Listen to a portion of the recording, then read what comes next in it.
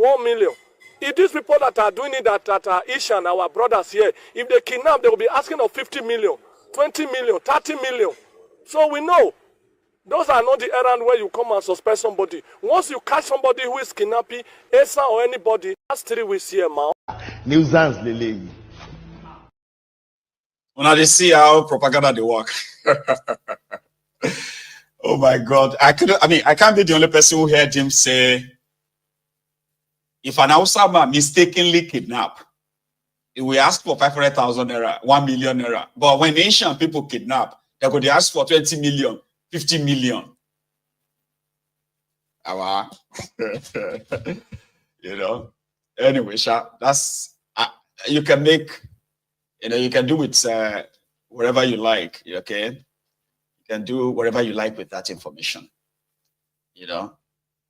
Because when you see the real life victims of this Fulani terrorism, those who live to tell their story, and then recorded it for us to see people like this, what do you tell them? You say that, no, now your village people call feed your farm produce, feed it to their cows with video evidence. So they are pushing this narrative for a reason, by the way, but at least you won't forget this. Here now they see now my farm be this. See them. Now Fulani get today here. Now so they do. They go destroy people things so. But touch one cow here now, they'll go and arrest you. We don't get anything to do now. See, now my farm be this. See them inside.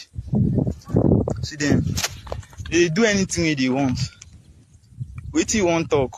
You know if you talk anything. Now then get this country now. They don't buy us. They don't buy everybody now. Even our traditional rulers no go talk anything. If you touch one cow now them go even report yourself. See them. Fulani cows everywhere in our farms. Destroying it. If you go to my father this thing now farm now, they've destroyed everything inside. And so it be we no go talk. They don't chop almost half of our yam farm like this. They don't lavish and finish. See them. Now life I did like this, so no be say na lie I did like. See them. So no see them. See them, I beg make I try leave this place so, because now I feel be the next person to be arrested. See them. But they see this kind of thing like this, it get the way my mind they do. Because me personally, I beg when I send me transport to make I they come back. If not now, maybe I might be the next person to be arrested. If you kill one here now, see them. This kind of things. Now why some of us need to like see them, see kettle.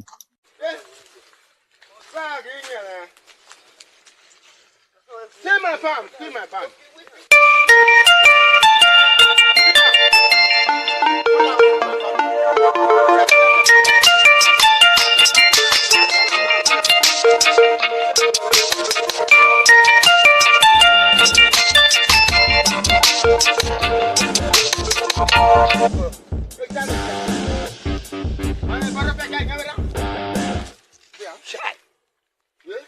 I bought a woman, Marusa. See what happened. Yeah? Oh, I'm on it now. They gather for you. Wait, go. See ya.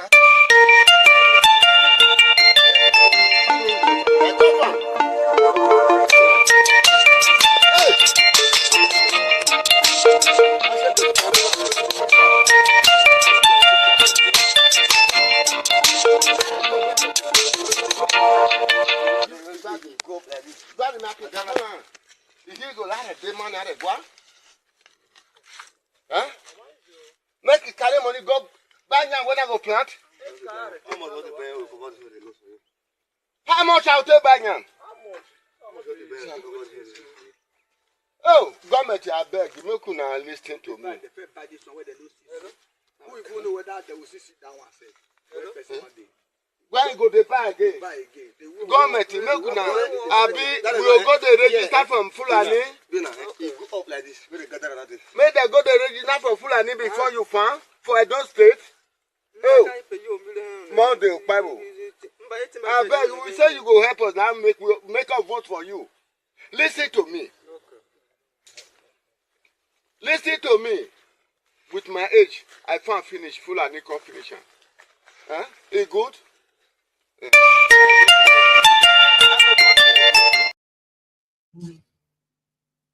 Now that's the reality on ground.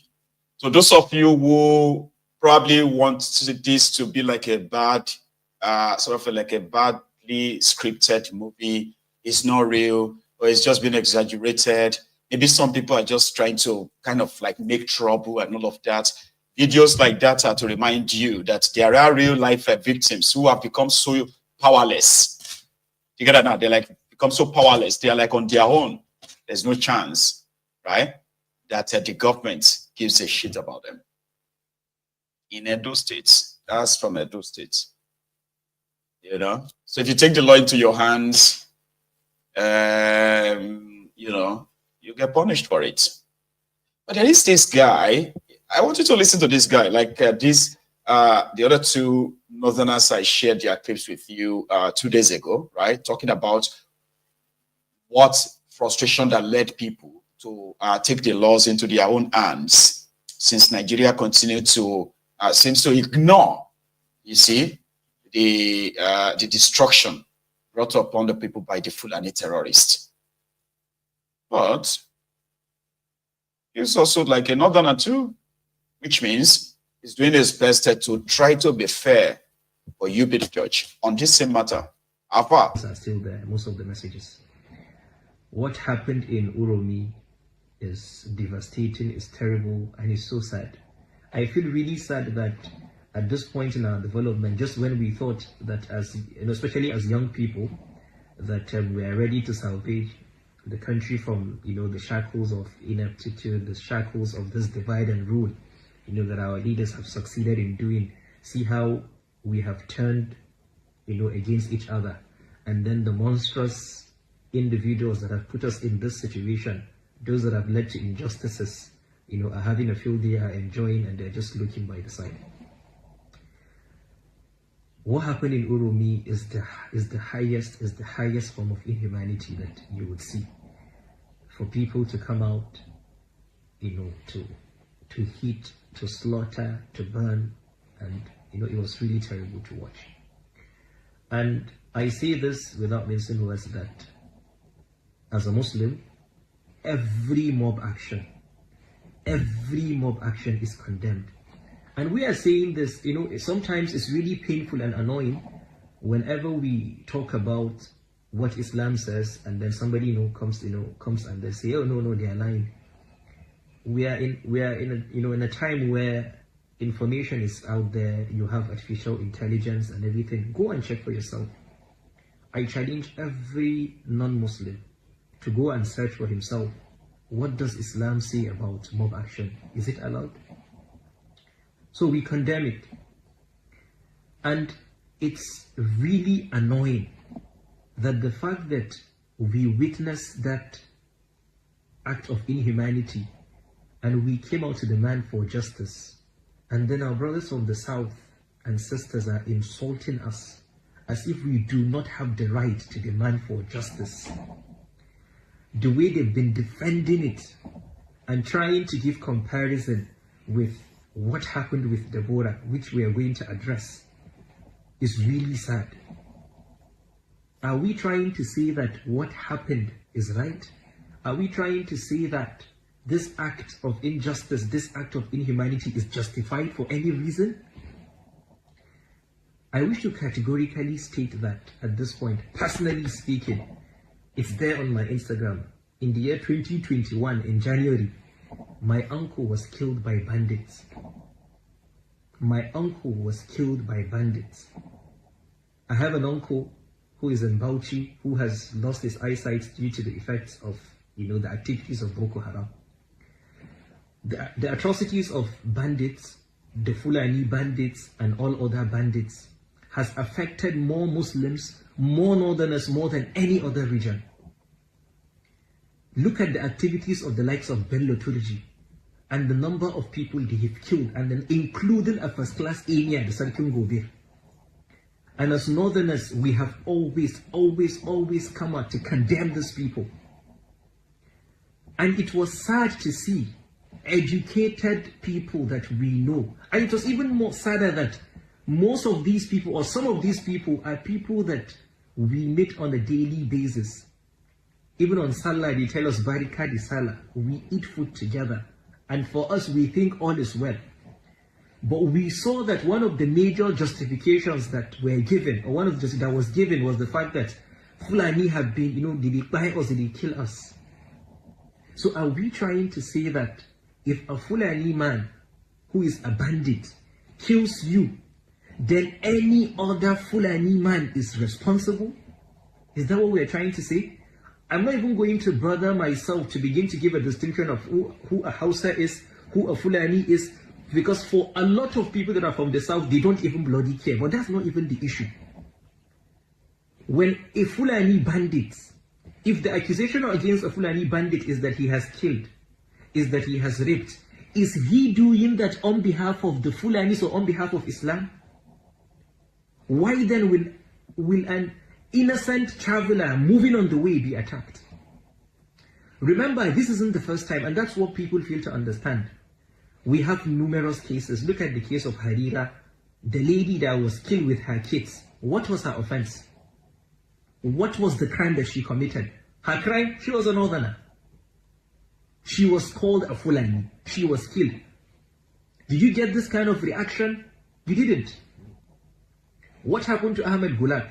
He was killed by unknown gunmen. Why? All of these issues are there.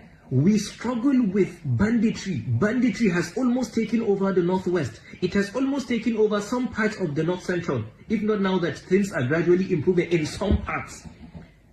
The secure north, if you go check our post, how we have been coming out to cry, even during the time of Muhammad Buhari. But every single day, we are victims, and then when things like this happen again, we cannot come out to say that an act of injustice should be condemned. How can we move forward as a nation like this? How? Suddenly it has become criminal for you to be a Fulani? So a bandit, a criminal, let's think about it. For the people, if you think that it is a Fulani issue, then why are the Fulanis killing us? We that are Fulanis like them. If you think it's an Islamic issue, why do they kill people in the mosque? A criminal is a criminal, whether he's a Fulani or whether he's a Hausa man, whether he's Igbo or Yoruba, and should be condemned. I agree. But the difference is that, bro, even though, by the way, what I want to say now, okay, may be a little bit unsettling, right? But you are free to possibly pick it apart, okay? The atrocities of the Fulani terrorists in Nigeria, as well as the silence of the majority of, the North. When I say the North, I'm talking about the Arewa North. Okay, so their silence, which he is trying to tell us now that it is they were never silent. Okay, how do I put it? Something that came to my mind is it's not really that nice. I don't know. I wanted to try and sound balanced. Sure, you get treating what this guy said. However, calling out terrorists in the manner that some of these guys wants to present it in their own way, right? Reeks of hypocrisy to me, and I'll tell you why. Some of us have discovered before now, and this is based on empirical evidence, okay, that except for when it is politically convenient, in reality, yeah, the Hausas, the other ethnic nationalities from that northern part of Nigeria, they have one very common subjugating ethnic group. They are somehow they didn't learn to live with them. It was more or less like they were forced to live with them and accept them for who they are. Just the same way they are trying to force them on the rest of us, and that's a contraption, and it's been a problem. So that's how I see it, because an average Hausa in northern Nigeria, for example, right, where like you said, the terrorism is very, very like rife, like it's massive, and indeed there has been what is called the ethnic cleansing, religious killings, all of this taking place in the northwest as well as the north central of Nigeria, to be precise. The north central, what they call this north central, is the middle belt part of Nigeria, like Boko, where they are currently massacring people. Who are those doing that? The Fulanis. So, if being a Fulani, which again, like I said, I want to empathize with him, if he's a Fulani guy, you know, during the time of Boko Haram, I said something. I said, the Fulanis are going to find it so hard to be trusted and accommodated in any part of Nigeria in the long run if these Fulani terrorists that have been busy ransacking communities, kidnapping people, where people have been sharing their own personal experiences and all of that, if they are not, instead of trying to pamper them, if they are not dealt with, Boko Haram won't be in power forever. And when the consequences of the blowback of what the Fulanis were being allowed to do under Boko Haram, when it starts, those of you who are the regular Fulani, there are things somehow, because you are the Fulani president Boko Haram at the time, right? And then you felt like you are on top of the world, or you love that, playing the victim card of, oh, they hate us. Oh, they hate us because we are Fulani. Forgetting the fact that what prompted the reaction of people in this manner is due to the activities of the armed Fulani terrorists in the forest. So instead of shouting Fulani phobia at the time, rather than tackle it, I said, a time is coming. A time is coming that, you see, those of you, when you probably will be, you have to hide it to say you are a Fulani in that contraption. That time has come, and now a Fulani man wants to tell us that the terrorists also kill Fulanis, and they also kill Northerners. We know that the people they killed in the north central of Nigeria, where tens of thousands of people have been killed, children kidnapped, converted to their own kind of Islam, and ransom being paid, and so many others living in IDP camps and what have you, in what you call northern Nigeria today. Those are not Muslims. Yeah, I'm not saying that there are no Muslims among them. Don't get me wrong. But we have seen the religious cleansing, the ethnic cleansing, the entire massacre going on in north central of Nigeria as sponsored. So these are not just like clashes, as they normally say. They are not clashes. They are sponsored attacks on these Christians. Most of them are Hausas and other ethnic nationalities who are indigenous people to this northern part of Nigeria. And the effort to try to chase them away from their lands. So if you are a Fulani, if you are a Muslim, and you want to say something about what just happened there in the Uromi, don't try to push that victim card of, they hate us because we are, or the Fulanis also kidnap Christians. They also kidnap the Fulanis too. You will not have to, please, feed us with that bullshit. Please. Fortunately, I want him to be on record, by the way, just like others. Listen to this part. Simply because all they are calling for is justice. And you begin to start certain comparisons. The first thing, the first relevant issue when a crime is committed is number one, is it a crime? Let's establish that first. Let's condemn it first. Then if you have other issues that you want us to talk about, then we talk about it. But why do we continue things like this? How can we move forward as a nation if we continue like this? The stereotype against the Fulani, the stereotype against Muslims is too much. The Islamophobia is too much. is too much. Almost a lot of accounts are coming. Oh no, Fulanis have been killing us. So are you trying to say that if a Fulani, remember, this has happened in different parts. Even in Jos, it has always been an issue. Remember the case of Sheikh Bahir Bauchi, where his students were passing. There was an issue between, I think, the Muslims and non-Muslims, and then suddenly the road was barricaded and then they were killed. Since when has the offense of one person, why should the offense of another person affect you who is innocent? And that is what we are saying. Wallahi, if what happened to these people in Uromi had happened to Bello Turji and other bandits terrorizing the entire country, wallahi, no northerner is going to get out to tell you that what you did was wrong. We are all victims. But then to complain, to talk about it has become an issue. Let's go now to the issue of Deborah that has been mentioned over and over and over again. What happened during the case of Deborah? And I would like to give a very simple example. One scholar in the north, which a lot of non-Muslims do not like, they link him to Boko Haram and kidnapping, Sheikh Ahmad Gumi. He was amongst the very first who came out to condemn the action, to condemn mob action. Even though, and I want Muslims, non-Muslims to know this, even though the offense of blasphemy exists in Islam, it exists and attracts a capital punishment. And when we say this, it is not as if it's anything new having blasphemy laws. Blasphemy laws exist in Christianity.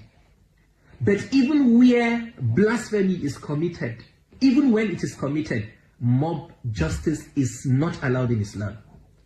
So to the people that killed Deborah, was it right? No, it was wrong. As to whether the reaction was similar to this, assuming you say that, oh, you didn't get the desired reaction, we say that that was wrong, that you didn't get that reaction. However, does that in any, or are you trying to say that the killing of the people in Uromi is a retaliation of what happened to Deborah? Is that what we are saying?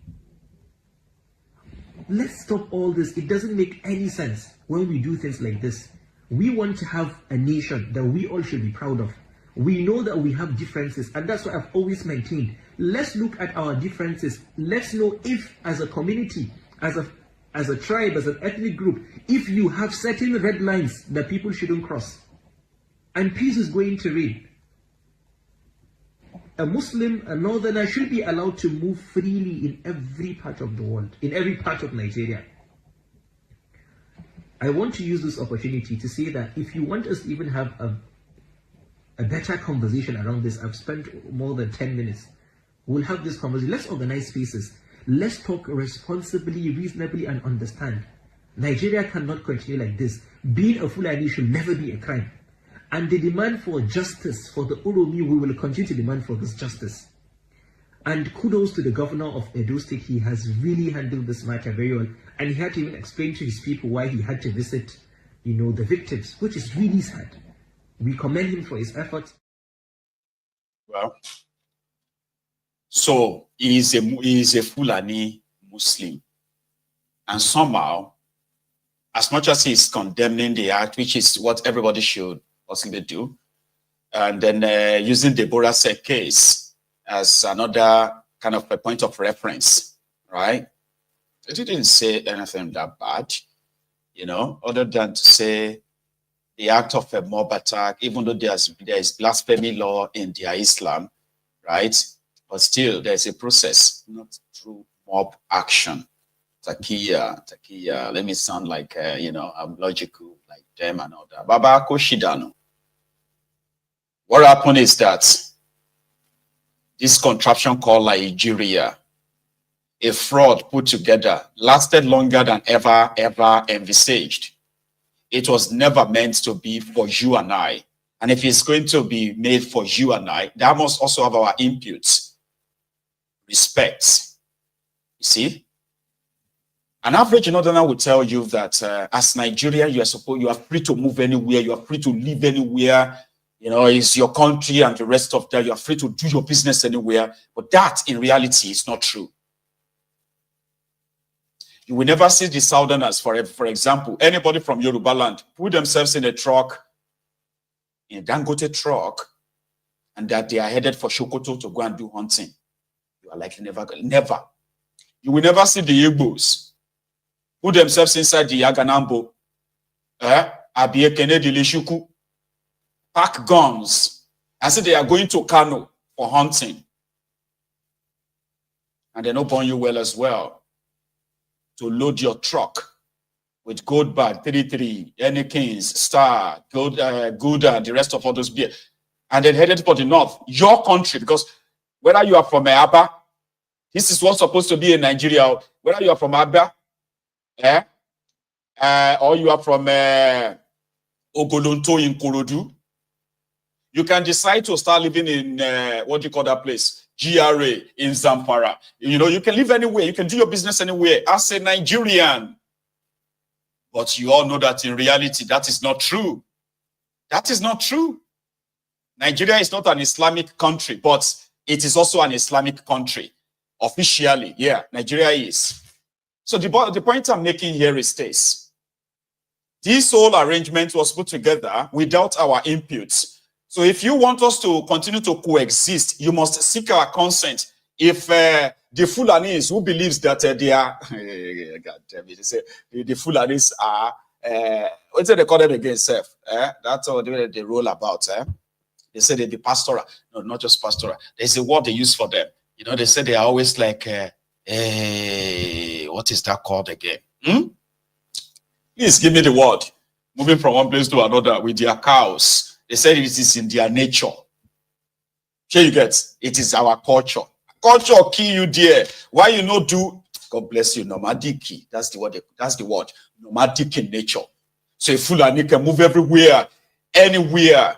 Now, you will never see a Fulani carrying cow saying they go Sahara Desert so that it can begin to link up with the Indian Ocean or the Indian Desert all the way to India. It won't do it. Oh, that's too far.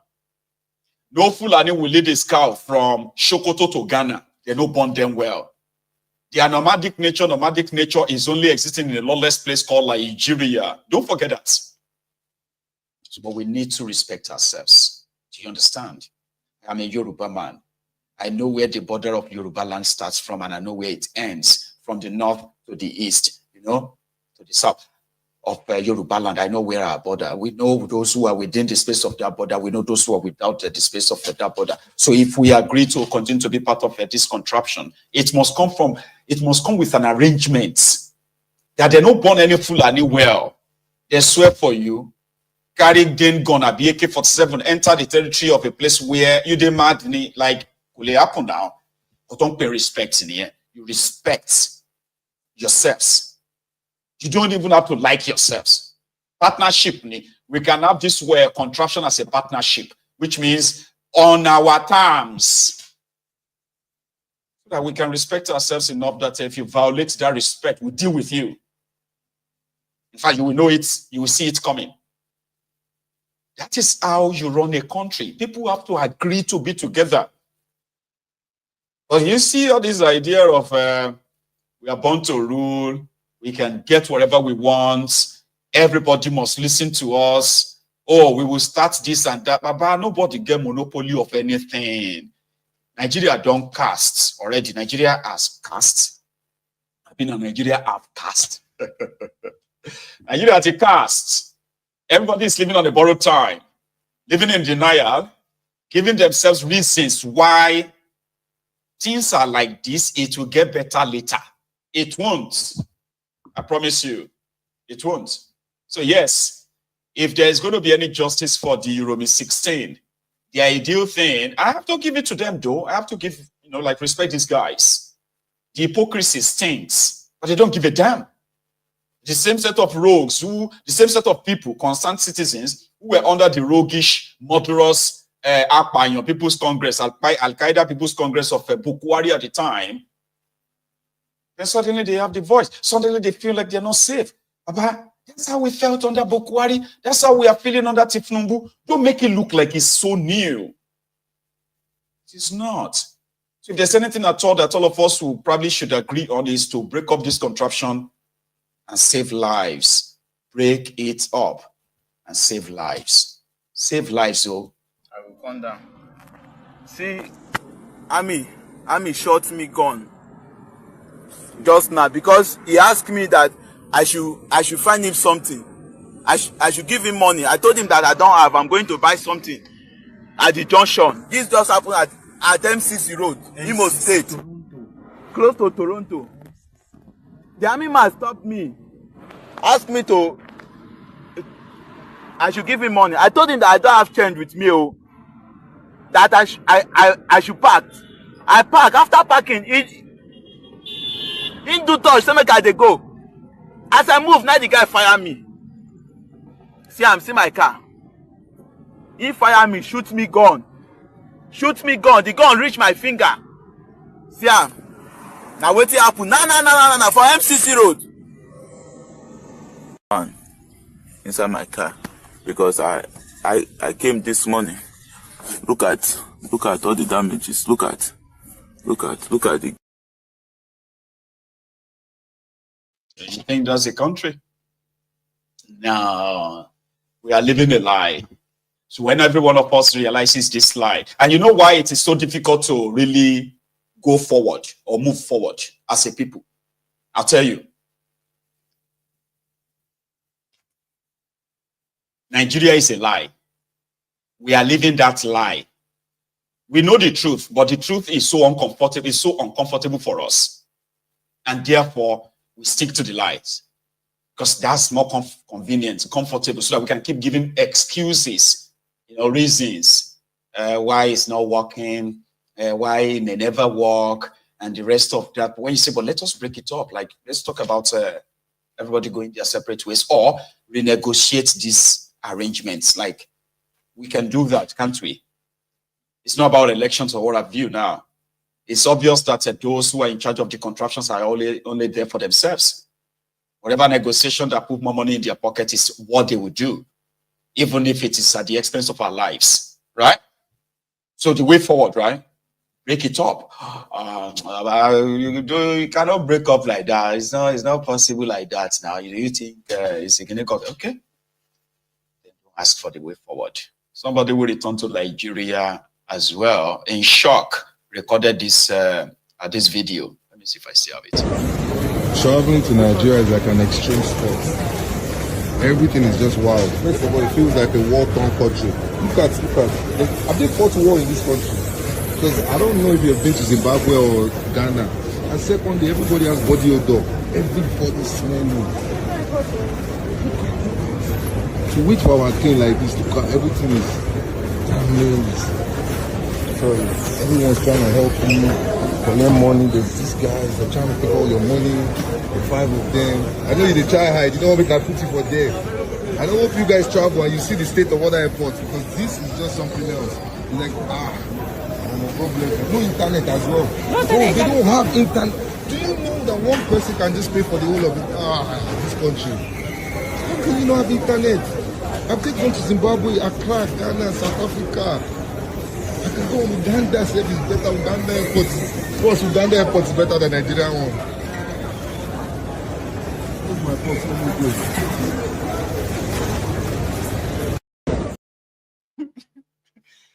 Let me go. So you tell me your experience. A lot of you here in this temple, you visit Nigeria a lot. So you come here to come and hear some security reports so that you go know how to plan your trip inside Nigeria. Say, okay. Mayegun said, write it down, write that down.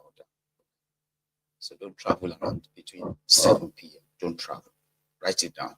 So you go there all the time, right? And they brag on the internet all the time as well that the Nigerian airports has become so upgraded, so nice, so this and that. But somebody said, almost everybody waited that place get body odor. Including the travelers, I don't know. Body odor. Inside the city where they smell. Yeah? Very dark man don't return to Nigeria and waiting will come and back. Somebody where they poo for the side of the road. In the mega city. Back up, waka, back up. Back up. Kachukutuma boroba, back up. Back up. Back up. Back up. Back up. Back up before I slap you. Back up. Sharp. Uwaka. Duru Uwaka. Uwaka. Now get the fuck out of here. You are mad. You are very stupid. This could be like toilets. Go to my borough, banker. Get out of here. Just enter Lagos. See the first thing where the food they for road they do. They shit for road. That get talk down say Lagos they smell. Nobody even talk anything. Nobody. Come on, get out of here. Idiot. For road. Foolish cow. Say bila animal. You don't get shame. Clown. I just touched down Lagos. Nah. From Ghana. Kokopi just come carry me. As we they come, the bridge, that's the Ikeja bridge that will take you to the airport. We just they come with motor, lights just flash. On top the bridge, now where that guy stay, the sheets. On top that bridge. If motor lights flash in face, he go turn. We reach for another take, we say, wait. Now see that guy the shit too. For a corner and tell him, stand up. Guess what? A lot of people have been passing. They see that guy, they do that. None of them agree stop. Meanwhile, that guy toss a Lagos, they smell on the face. None of them agree stop. None of them. Everybody go just. The shit for streets. I mean, for main road, though, where cars were passing, oh. God damn it, man. Anyway, there is more. But I want to hear this pulpit message from this man from is it Enugu? Very often the church has always been building churches. They should build industries, build factories. And again they will say, all the churches in Europe are now empty. And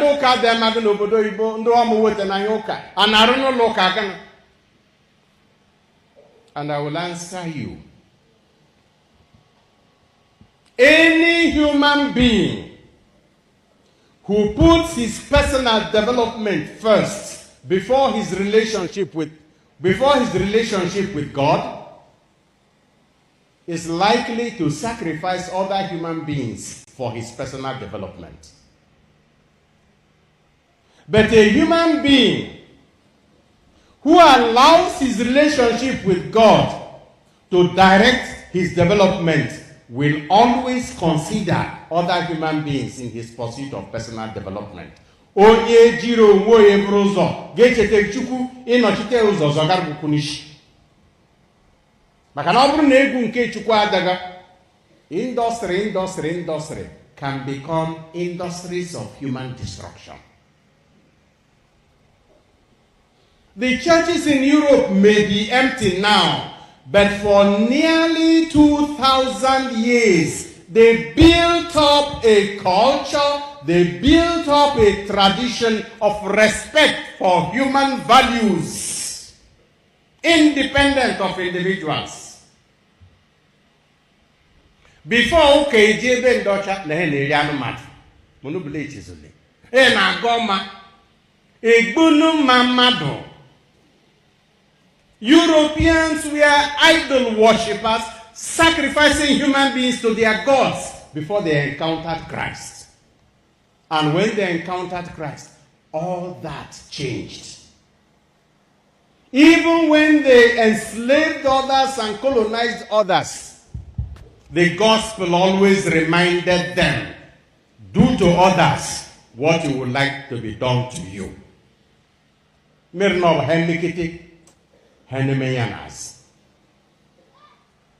There is a country we all know that has no religion, but has technology and industry.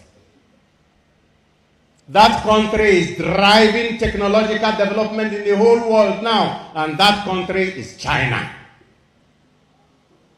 Without religion, the only thing the Chinese is afraid of is law. And if the law doesn't catch him, he does not mind any other thing he does to gain. That's why a Chinese factory can package human refuse and sell it to you as food. Without religion, there is no morality. And without morality, business, development is human exploitation. Ihe ụka na-arụ kịta bụ to form people ịzọ ndị mmadụ. Onye azụmara onwe indọstrị ọ mara na ndị na-arụ na ya ọrụ bụ ụmụ nke Chukwu, ụmụ mmadụ. Onye azụmara o nweta ego o chete na o nwere ndị ga-eji gị. Onye azụmara ọ baa gọọmenti o chete na o nwere ndị ọ na-eje n'ozi. The church builds human beings and their consciences so that when they have opportunity, they will behave like morally. As they should, yeah. Let me make you understand the message. So the man was preaching about the fact that, you see, more and more people are no longer believing in this imaginary God.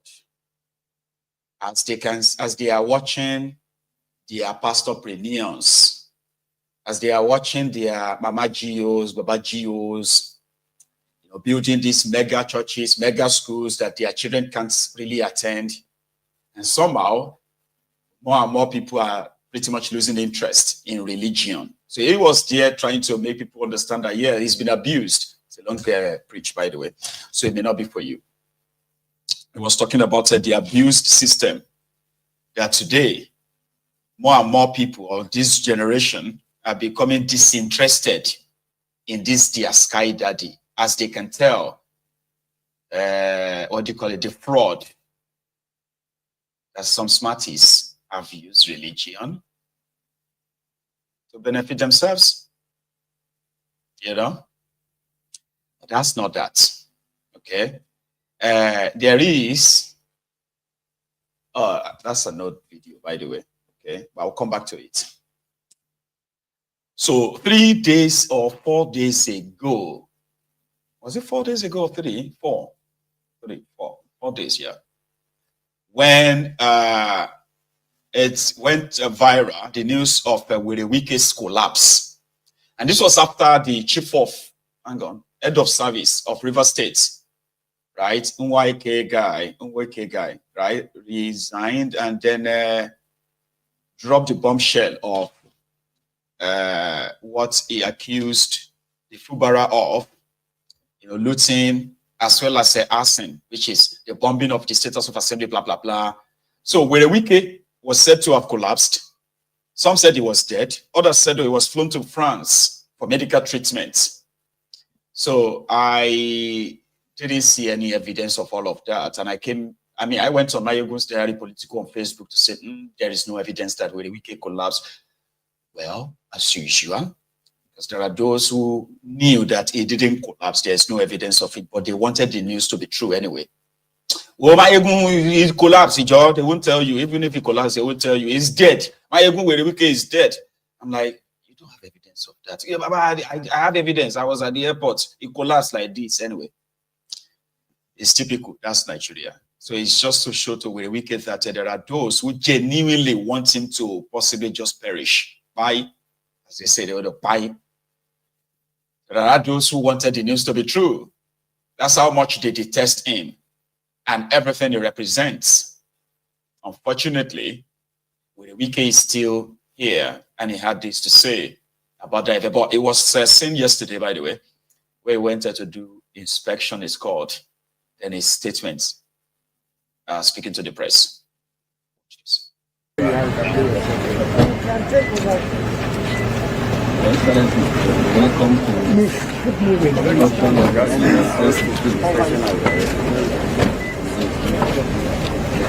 to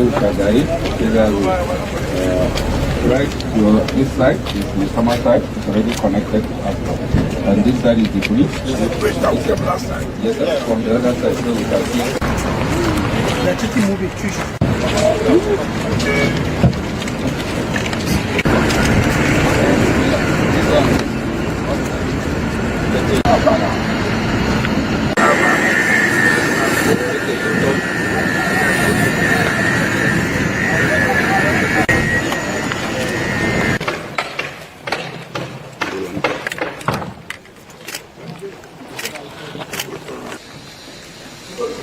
So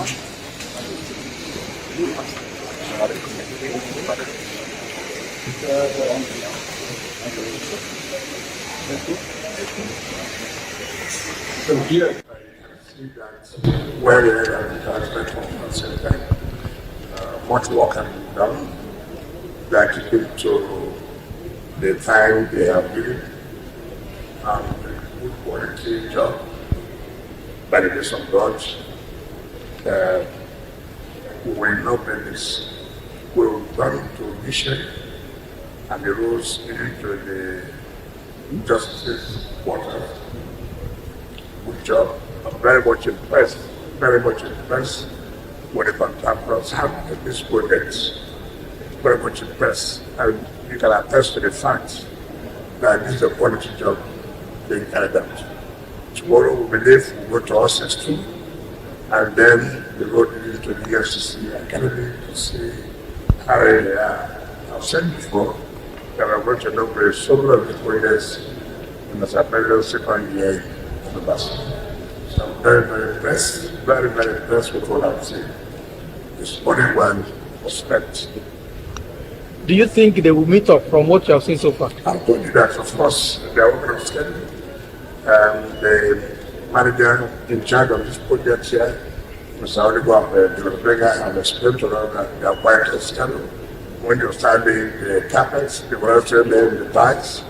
The tiles are going on in the various toilets. So, and the CGC have also promised they work day and night, and they have given the promise that they will keep the time and they are going to have the right projects to us on schedule. Okay, away from those that said not the contractors with what we've been following for some time, the contractors are not complaining of the money. How are you able to achieve this? Well, that's a very difficult question. We hand over everything to God, and with the present support, we are not lagging behind in terms of funding. The contractors have belief in us, they have confidence in us. I just this morning, we have also paid some money to them. So it's good management of the little resources. No resources can be enough. It's a good management. So that's what you're seeing on display. We're very happy that they are not complaining. We're also not complaining. Honestly, that those who are supposed to pay their taxes should pay their taxes. And out of what I would do with taxpayers' money, they can see what we're doing with taxpayers' money. So that's what I can say. All right, Honorable Minister, while you were busy inspecting project last week, there were rumors of you collapsing due to a number of events. You were so busy engaged in official issues, and at some point you had to collapse, and then you were rushed to France. Please, could you respond to this? I don't want to give credence to people who are only interested in terror. First of all, the human being, it is not a ghost that will collapse. It's the human beings that will collapse if there's any problem with their health. Unfortunately, I did not collapse. I didn't share this time that I had any health problem. Let me tell you what happened. What happened was that you see that the former head of service, Fubara State of Bay, came out to let the public know what was going on, and a plan to bomb the House Assembly complex, and had a plan to attack national assets. They wanted to divert attention from people not focusing on that. They have to bring one rumor that they have been flown overseas. Another time I collapsed, I don't tell anybody to speak to them. But you see me every day. The day Mr. President broke Eastern during his birthday, I was there. The next day I led Abuja down to the Salafi Beach. I see all those stories of die down. This is the politics. We have to see those who don't want. You won't need a car to travel. You won't need an aeroplane to travel. You will just say, I want to go to London. And you'll be in London. Either you believe it or not. The time is coming when you won't need a Need a cattle truck. That's Werey Wike. And that was yesterday, not today. So, Natasha, Senator Natasha Akpoti-Uduaghan, who is now Akpabiole's nemesis, she has now promised us that she's going to give us the evidence in due time, in due course, that she will release the evidence of the sexual harassment, the allegation against Akpabiole, the godless Akpabiole. So she will say this while on Shenwo Kimbaloye's Politics Today on channels. Today, hang on, it was yesterday as well. So listen to Natasha Akpoti-Uduaghan. I mean, things that you've said is that he withdrew your security. Well, he's not the IG. He's not the one in charge of police. He's not the one in charge of security. It was one of the conditions of my attached to my recall. You know, there are about 6 of them. The first is I should be suspended for 6 months. Second is the window of pardon if I tender a written apology. The third, I think, was I shouldn't be available. I shouldn't be seen near the vicinity of the National Assembly. Then fourth is my staff should their salaries and allowances should not be paid. Then my salary should not. And then last is also my security should be recalled. And the other is I should cease to present myself as a senator nationally and internationally. So yeah, he did mention that, and actually my security was recalled. The next day, 2 days after, my security was recalled. So you think he's behind, even though it doesn't look like he's the one who apportioned security operatives? Well, whatever is being determined on the floor of the chambers, is just like a law. It's binding. So he probably instructed the clerk of the National Assembly to communicate with the Inspector General of Police office, and they did recall my security 2 days after my suspension. I'd like to know, why did you raise the issue of didn't you raise the issue of sexual harassment on the floor? How do you mean? I should have just mentioned it on the floor? I'm asking because, you know, the issue of your seat was the contention when that altercation happened. But when you went on television, you raised the issue of sexual harassment. So I'm just curious, though, why didn't you raise it on the floor? Okay, Sharon, you know, I had said I didn't want to go in details into the sexual harassment part because, you know, there's been a whole lot of conversation, but I will touch a bit of it. The issue of my seat, me refusing to move to the seat, was born because I perceived that as a result of the malice I have suffered from the Senate President, one of many that I've suffered over the past 1 year. And I knew that it was coming from a point of anger and hate from the Senate President.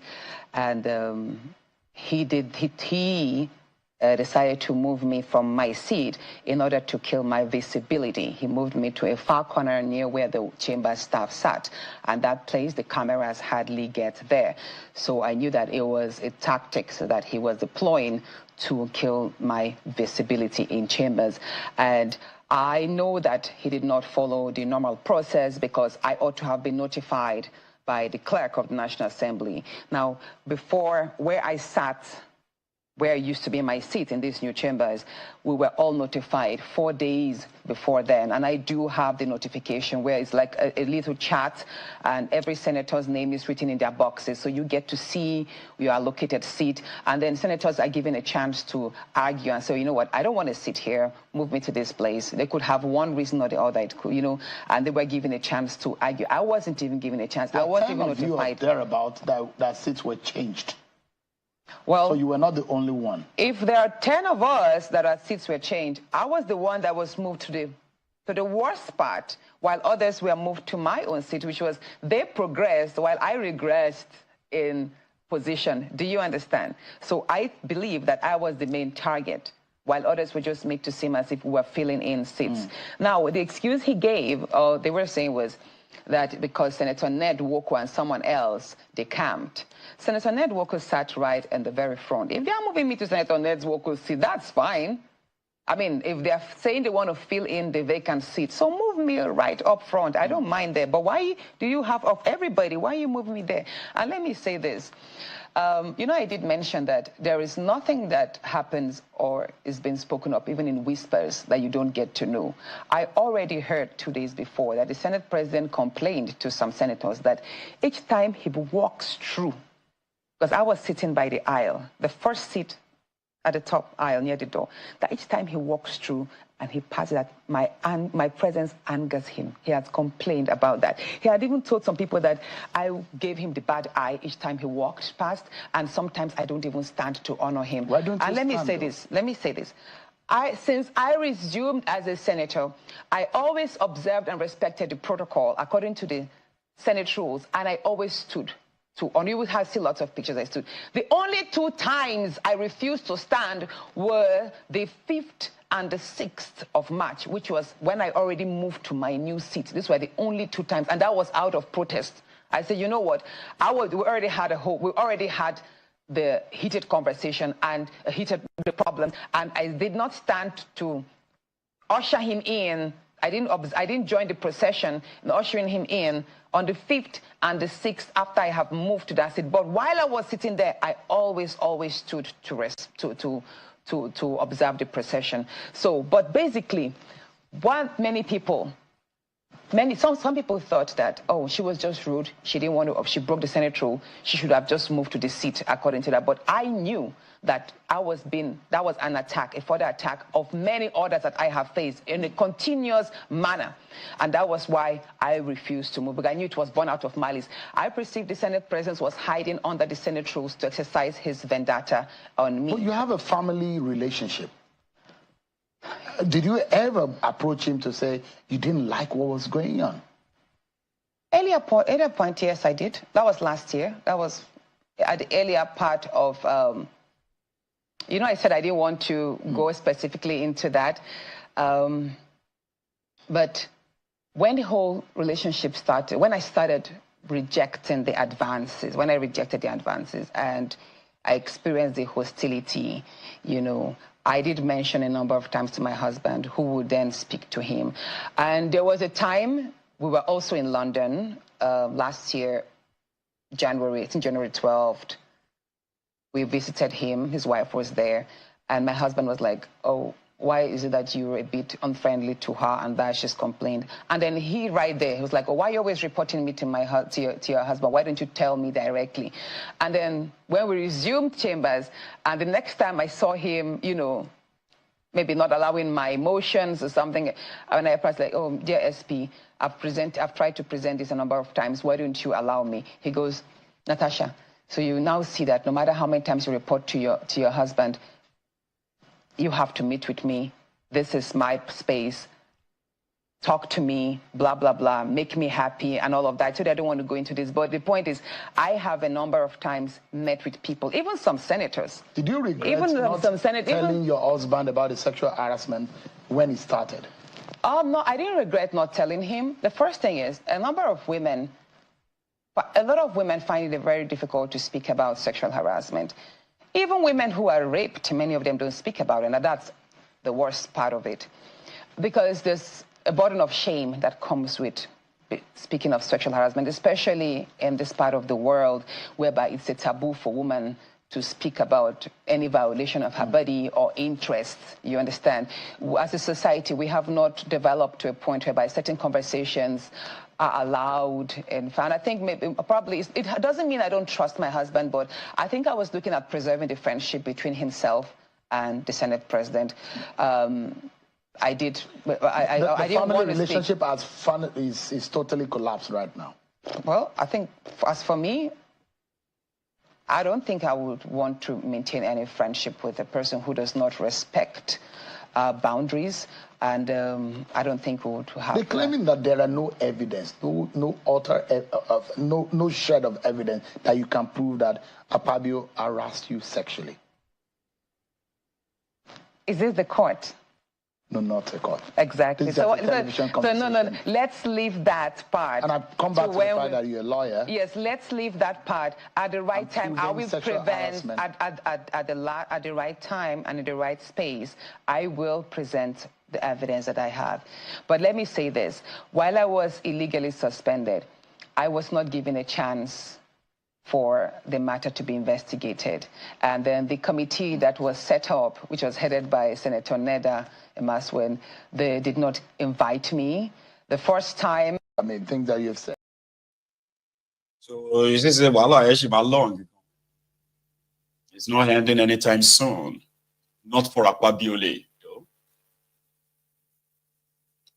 I'm also waiting for that part, the evidence part. She is a lawyer. She is self-aware. And I just strongly believe that she won't make an allegation if she doesn't have some little or evidence, so to say, to finish up this man. But the system is going to always protect Akwabiole anyway. Like, it is that rotten. Trust me. The system will keep him safe. And rather than for him to get punished for his own wrongdoing, they are going to look for lacuna. Lacuna, that's they're going to look for a hole in a story or in a life. And if there is no hole to look up for, they will dig one. They will have to like punch one into her. That's what the contraption pretty much, sort of represents. It's unfortunate. And also that is what that's the textbook description of state capture, where institutions are not really allowed to function independently. Because if you have independent institutions, when it was it won't be this worse in that contraption, so to say, So here is another report from Delta. Oh, this one is sad, right? It was an unfortunate incident where an unlucky person got killed because of the greed of some few. These are not politicians. Bright, Theo Bright is the interviewer, the interrogator. Please watch this. I am SP Dafe Bright, and this is Delta State Police Command. We are presently at boot camp in Akukunbo community, Oshimini, not local government area, where a site engineer, a cousin to this man who was here, workers he employed, because they saw a particular amount of money on his phone, they conspired, they murdered him, and buried him at a shallow grave just by the site. Not just did they do that, after doing that, they still remained here. Even when the brother was coming to answer, we not see site engineer, a lot of them claimed that they did not see it. But thank God, as of yesterday, today, they have all been arrested and we've come here to resume the corps. So I just want us to hear from the person who employed all of them and came to complain. My guy, just tell us your name.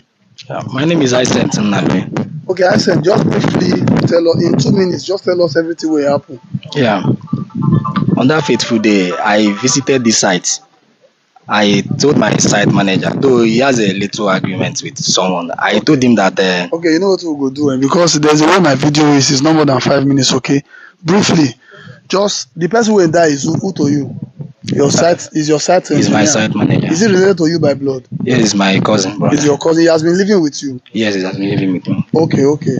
So, which particular day you notice he went missing? That was on the 12. Okay, and you reported at Akugbo Police Yes, Station? I reported at Akugbo Police Station. Okay, now, we cannot discuss the entire process. Eventually, they have been arrested. Yes. The people that were arrested, have you met them before? Yes, I've been seeing them in this. Every time I visited this site, I used to see them. Even when my brother got missing. Yes, I used to see them. I used to ask them. They said that they didn't see. No, they have not cited my brother. Okay, before we arrested these boys, was there any time that anybody accused you of maybe saying that what happened to Yeah, sure. They have been accusing me since then. Okay, now that the police have worked and the suspect arrested, how do you feel? I feel relieved. I'm very happy. Okay, thank you very much. God bless. Of the deceased, the person that was murdered. Now that we've been able to recover your son's remains at the site where he was murdered, how do you feel? Well, I'm feeling happy because if I'm not recovered, I can't know what I can do. Okay, at least there's a sense of justice. Yeah. It's a pity that people were employed to make their own ends meet. They end up killing the person who gave them food. It's very sad. We are very sorry for your loss. Thank you, my dear. But I'm glad at least we've arrested some of them. And justice will be served, definitely. I appreciate your effort. Thank you, sir. What will be your son name again? My name, Anago Onono. Your own son name? Your picking name? It's okay. Chigozie. Chigozie? Yes. Okay. How old is he? About 38 years. Okay. So we just interviewed the father of the deceased. We'll be interviewing the suspect shortly. Daniel, okay, on that fateful day when what make them kill that boy? Because they said they want to kill and collect money they inside. Okay. Where were you? How na take kill him? That they kill us. As the man enter inside and say me I go that place where they sleep. Okay, if you say na they kill him, but you did there when they kill him. Yeah. How they take kill him? The entire roof for a neck. Okay, you know so they use hammer break his skull. The hammer knows on the roof now. Okay, you know, but you see the road. Okay, where they bury him? Now for fishman now they bury. Where you doing when they bury him? I did the site. You did the site. What's your name? Daniel. Daniel who? Oshiud. From where? Benue. Okay, who go show us where they for bury him today? Let me go show you. Now you go show us. Okay, thank you. David, Plateau. David, okay, why they arrest you? Why did they arrest you? They arrest me because I tried to withdraw money from somebody's account. The person when they try to withdraw money for your account, where is he now? He's dead, sir. He's dead. Yes, when you tell you say they kill him?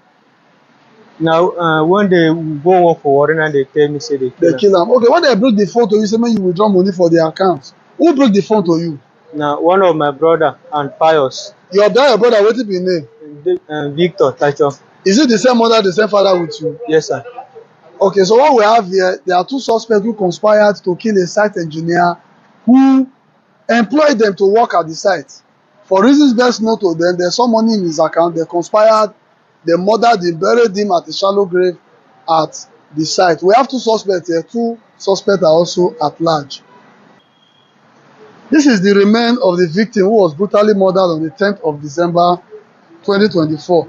If you look closely, the hammer that they used to break his head, they even buried him alongside the hammer. They also buried him with the rope that they used to tie him before killing him. This is what they call man's inhumanity to man. The only thing wrong that this victim did was that he empowered them, employed them, paid them to work for him. Lo and behold, they murdered him in cold blood. This is what? Daniel, okay, on that fateful day when what make them kill that boy? Because that happened. And it's unfortunate, though, that the young man lost his life to the greed of the people he was probably helping. I mean, the people he gave employment to. That is Nigeria, man. Dog eats dog, kind of. The people are the reflection, the criminals in charge of Nigeria, they are the true reflection of the people they are leading. Do you understand? Because the majority of these enablers themselves, these Nigerians who don't really hate corruption or all of this, right? Is to end up like these guys, you know, like one day I want to be a politician too, so that I can get away with everything, like politicians get away with anything. In Nigeria, not happen to you, to any of you. So this is where I am supposed to draw the curtains, but I haven't taken calls in a while, so I'm going to try tonight, open the line, okay, and see if, and see if we can, and see if we can have a wee chat. So I'm going to take a short break. I still do have, you know, few other stuff to share with us, but they are not as important as what I've already shared. Okay, so I have this, you know, this shutdown of Lagos. I think it was yes, 2 days ago. Yes, when they blocked a road that led to a total shutdown of almost half of Lagos, where people spent more than 24 hours traffic. Probably some of you probably experienced that if you're watching me from Nigeria. If you are not, then you would never understand what it feels like. So I'll show you a bit. And if I have to show you, then I have to kind of show you the following one after that. So probably I should leave it out. And also a very quick one to say a very big thank you to my donors, as usual. I won't say that one before I kind of like go on a short break. So let me show you what I am trying to actually get, few of them, okay? So I'm trying to raise 10,000 pounds because I'm actually going to need more than that. But however, if I end up having like, let's say 8,000, 10,000 pounds, it will go a long way. Number one, I'm trying to get this. You see this camera, right? It's one wonderful piece of work that, and the lens as well, the lens. So they're kind of like one additional stuff for my work in this studio that, honestly speaking, I don't think the word of mouth can describe what I intend to achieve with that. It's going to be like from the outdoor shooting, okay? I intend to also kind of get this monster. You see this? Now, mind you, see the combination of these two, the lens and the camera is currently put at 5,700 pounds. That's a lot. That's pretty much like, how much is that? Wow. Anyway, that's more than 10 million naira, you say. Well, I'm going to get it. And you see this one is put at, 1,800 pounds. Also, it's because of what I intend to, to really pursue this year. And indeed, I am grateful to every one of you who has actually reached out. So one of these days, maybe I'll be holding either of them to say, thank you, I've gotten it. So to everybody who is reaching out, still kind of like adding their own widow's mite, honestly speaking, I appreciate you, like, greatly. So I'll take a short break now. And when I come back, yes, I'll take calls, and then we can call it a night. If you have to go, remember, like the broadcast, like it, share it. But if you are still here, the number to call is right there on your screen. Use it. And we shall continue when I come back.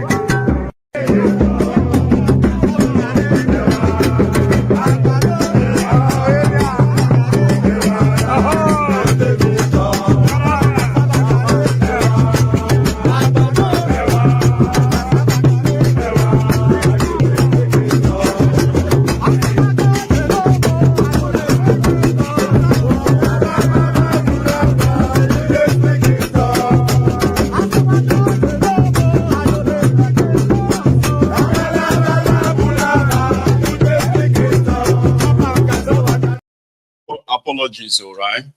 If, what do you call it? If my line is not getting you through, I've been trying to work it. It should actually be working.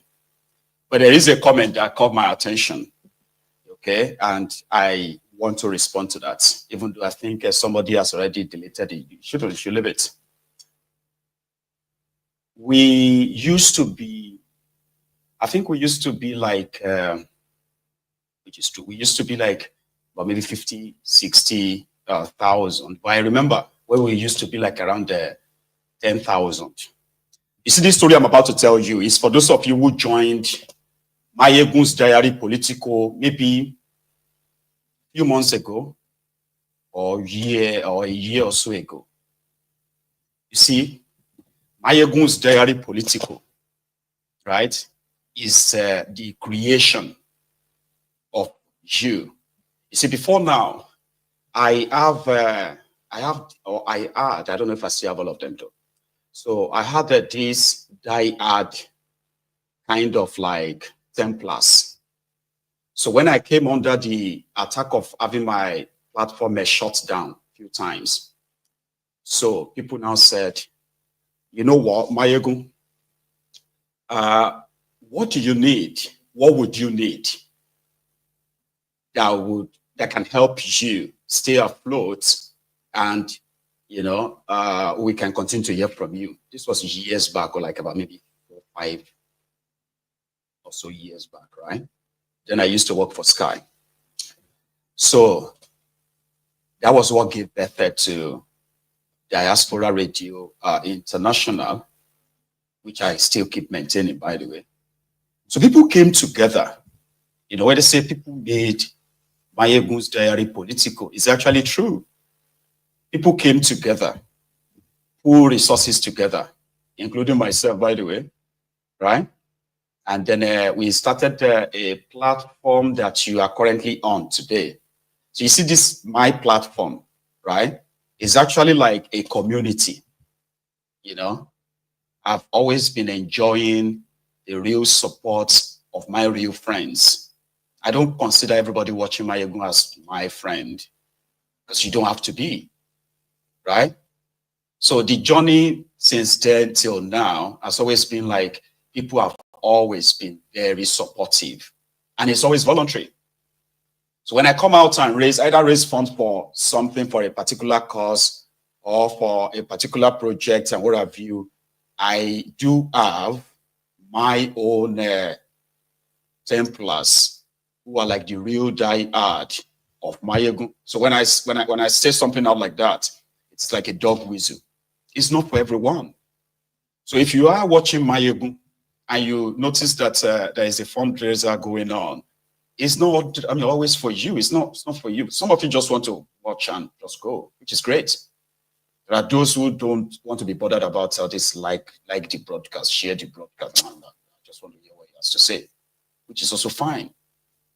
So you don't really have to tell me that you are having a cost of living crisis in the UK because you want to donate £5 or you want to donate £10 to Mayegun, because you don't have to. I would have given you $10, but oh, Baba, we are all struggling here, Jack. You don't have to, and you don't even have to tell us.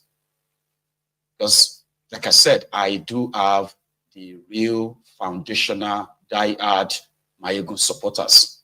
If I start calling their names right now, I can still raise more than £2,000 just here, right now. Everybody who knows me very well will tell you that I always have this reservation for when it comes to raising funds. I may announce it, but I am so poor at it that it's actually one of the hardest things for me to do. Ask for support, even though I am actually allowed to ask for support. But it's one of the hardest things. So you do not really have to kind of like come and tell me if you have, you know, whatever life you are facing in the UK, you don't have to give your money.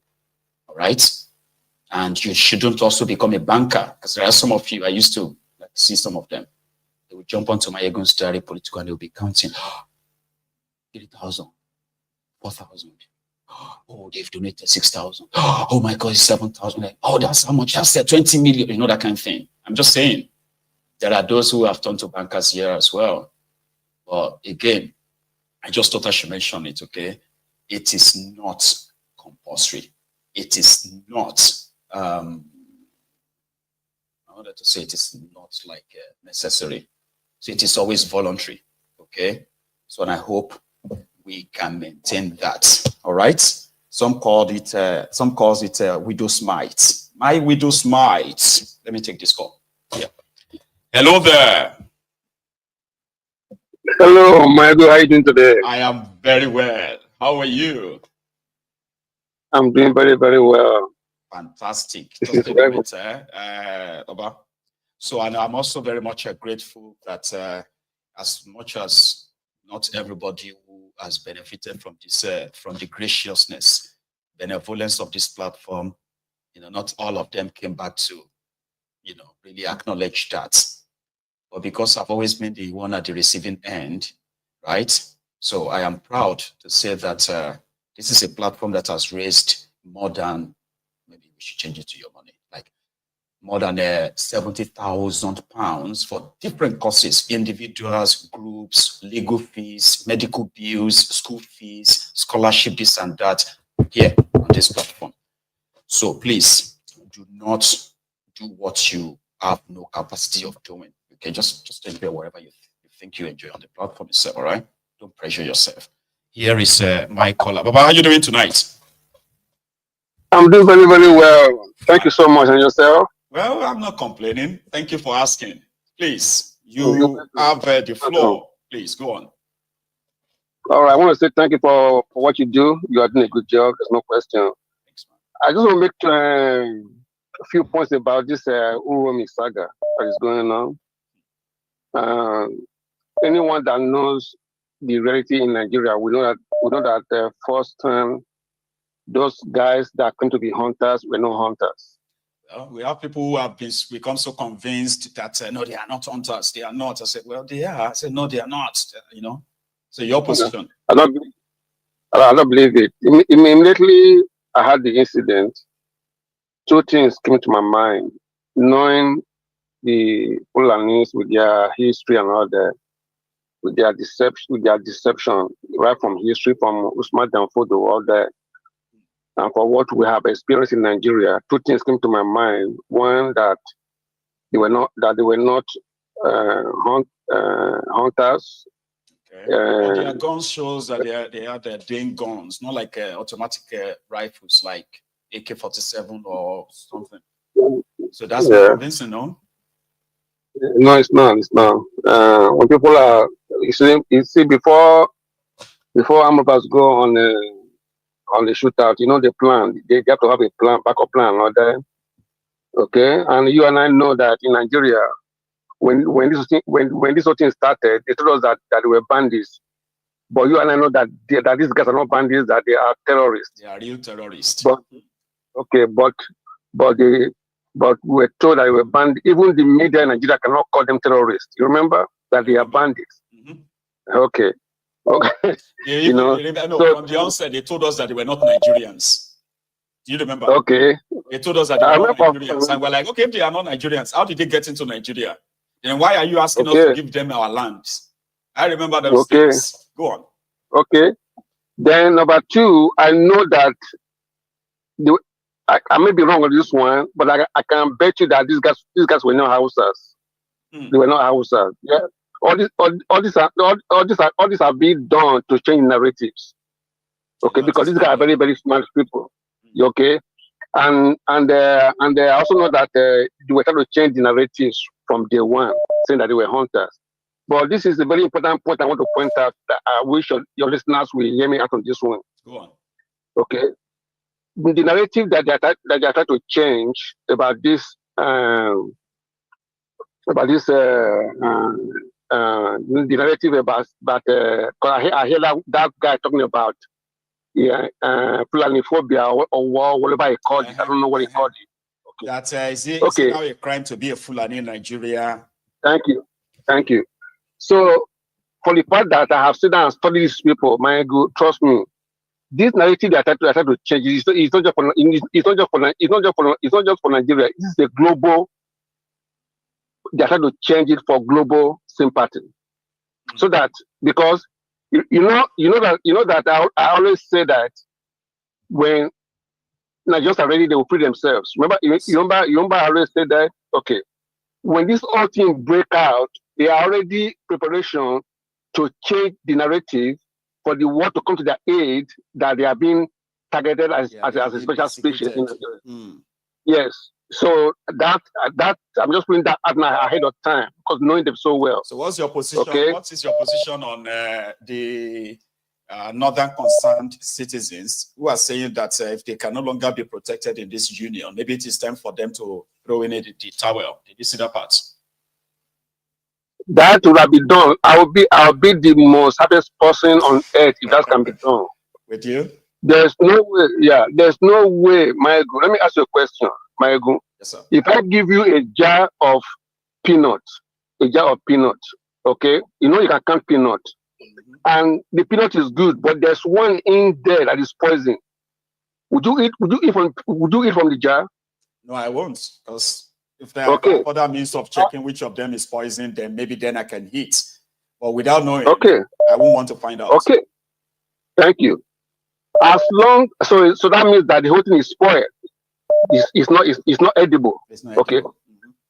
This my point is this: as long as we have the Fulanis in our midst, Nigeria is going nowhere. Let us be honest to ourselves, because they have become a useful tools for the foreign interest to destabilize Nigeria and Africa. Okay, so that's my point for on all this, because I call Uromi, I found out some things. There's more to this that people don't know. Okay, these people were not Fulani, and they were not hunters. Okay, they are just trying to change the narrative. Okay, anyway, thank you so much. As I always say at the end of my comment is this: Nigerians will free themselves when they are ready. Thank you. God bless you, sir. Thank you too. Here is Pira. Hello there. Hello, sir. Can you hear me? Good, Baba. Good evening, bro. What's going on, man? Man, I can't compare. I'm still pushing it, man. Thanks so much for asking. Correct. How are your side? Correct. We did Lagos. We did Lagos. They push them. Just take it easy, Baba, you know. Anyway. Why good, eh? Let me try and talk. I guess more gist about this. Oh yeah, gist me. Before you even gist me, can I ask you a question, right? Can I ask you one very quick one, okay? You are in. I don't know how many days you've been around, okay? Tell me, is it so, like, is it really obvious the effect of the cost of data as people are kind of making it, right? You know, here, you barely notice with your Wi-Fi, with your phone, mobile data and all that, you barely notice, Abi. But there, I've had people so complaining that they said they may have 2 GB data and it's just gone like that. Tell me, what's your experience? You see, it's part of their plan. It's part of their plan. Our major weapon now, we don't have guns, we can't go out to the streets. Our major weapon now is our voices on the internet. So they have to silence us with that one too. The people that their joy is just from the internet, people that go on TikTok and any living, even content most of them can't afford.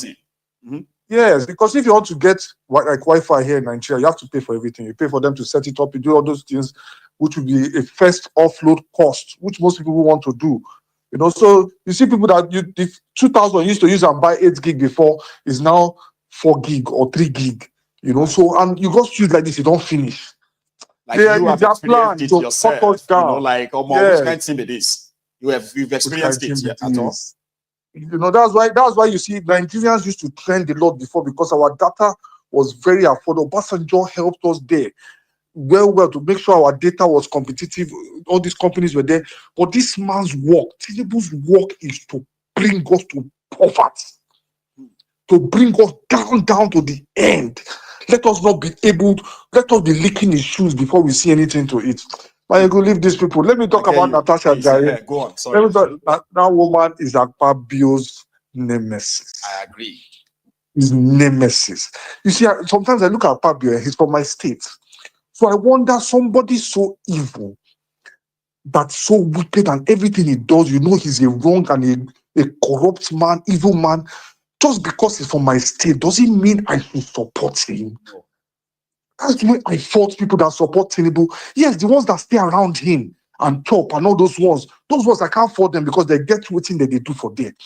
But the ones that are in poverty, drinking gari, walking to bus stop, that are still supporting him, what are you gaining? What are you really gaining from him? You're begging, you're selling your property, your kids can't go to school. Just because he's from your tribe, you decide to support him. What? How? And they're educated. A lot of them are educated or have an education level to something. Why is it like that? It's so hard to understand. Yes. And you see, what Mazi has told us since, I started listening to Mazi now because of you, Omayegu. I used to hate him. That why was he so aggressive in his talk? Why hear you preach him? I used to hear you preach him those days in 2020 or so. I've had few people who have said that to me. I mean, you and I've had the Igbos who have told me personally that it was because of me that they actually took their time to go and listen to Mayego, honestly, because I knew you were a they said they find it so difficult to actually really understand his point. But it was like, don't have the kind of fires. Mayego with you see this when you tune in. Yeah, when you tune into Mulan, because you just hear him getting angry, insulting. Yes, you tune into him. You just hear him getting angry, insulting everybody. And that puts some of you off. Like, you can deliver your message. You don't have to be abusive. You don't need to be this aggressive. Just say it. Yes, I'm listening to you. You're insulting me. When you now told me, you started praising him, telling me, and I respect you, but I listened to you. You communicate. So I was going to the gym that period of COVID. I was going to the gym. I now started listening to him every single morning. That guy was communicating. When he says, listen, let me explain it. Like a prophet. Yes, let me explain it was to never you. To be liked. Let me explain it to you. You explain something that sounds so simple that a normal person should understand, but you didn't just get it. See all those things he has been telling us that they are coming to the south. Yeah. They are already here. They are already here. That's why they locked him up so they can penetrate the east. They are already here. ESN should have finished all those people. He was telling us this. That David Udeye, I love David Udeye so much. David is in the position of Mazi that I was in that time. That time I was there. You are following David's meltdown when it comes to this. Yes. I love it so much. I can never criticize him.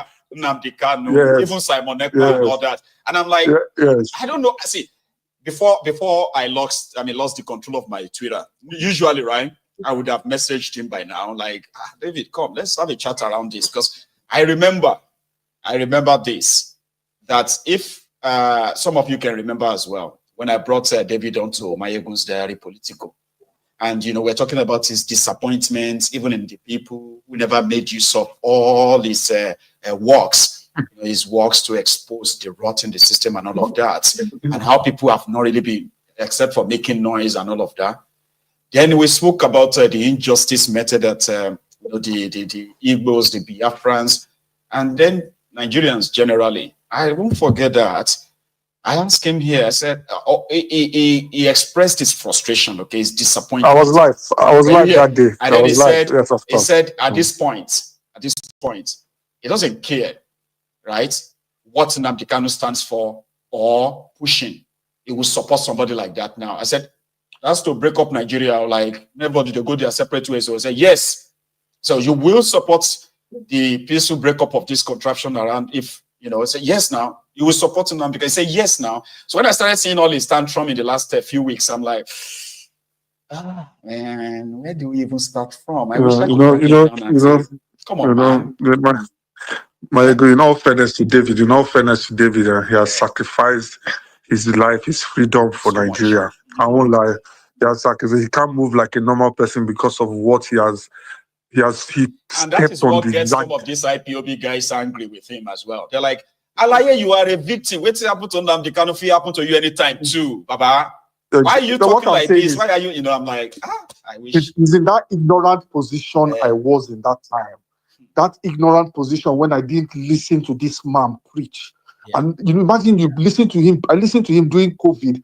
And things he said that time that a lot of people were criticizing is what is coming to pass. Tinubu don't go France now. Somebody is not well. Who must you govern us? The country is in flames. You're going to France. How is that? How does that make sense? As your My God, president, lastly, your president go France, and nobody knows what you want to go and change blood or change anything? Must you? Oh my God! My God, lastly, before I go, that guy where you show where they come to Nigeria airport. I said, if you once you enter Nigeria, you're coming from overseas. You enter Nigeria, you go just see errors everywhere. See the baggage roller. See that baggage roller. Something as small as that thing we don't see. Should not last overnight. It should not last overnight. You go see video online. They go say, "I'm on the airport don't dey okay now." Another person go make video say, "I'm not dey okay." Koko say, "Oh my, will have been." Which now when it's in a maintenance now, that if it don't happen 2 months ago, nobody go fix them. Nobody go fix them. You go to overseas, you see baggage rollers that have been 12 years on these things. They collect that money now. They don't collect money for that in more than 10 times.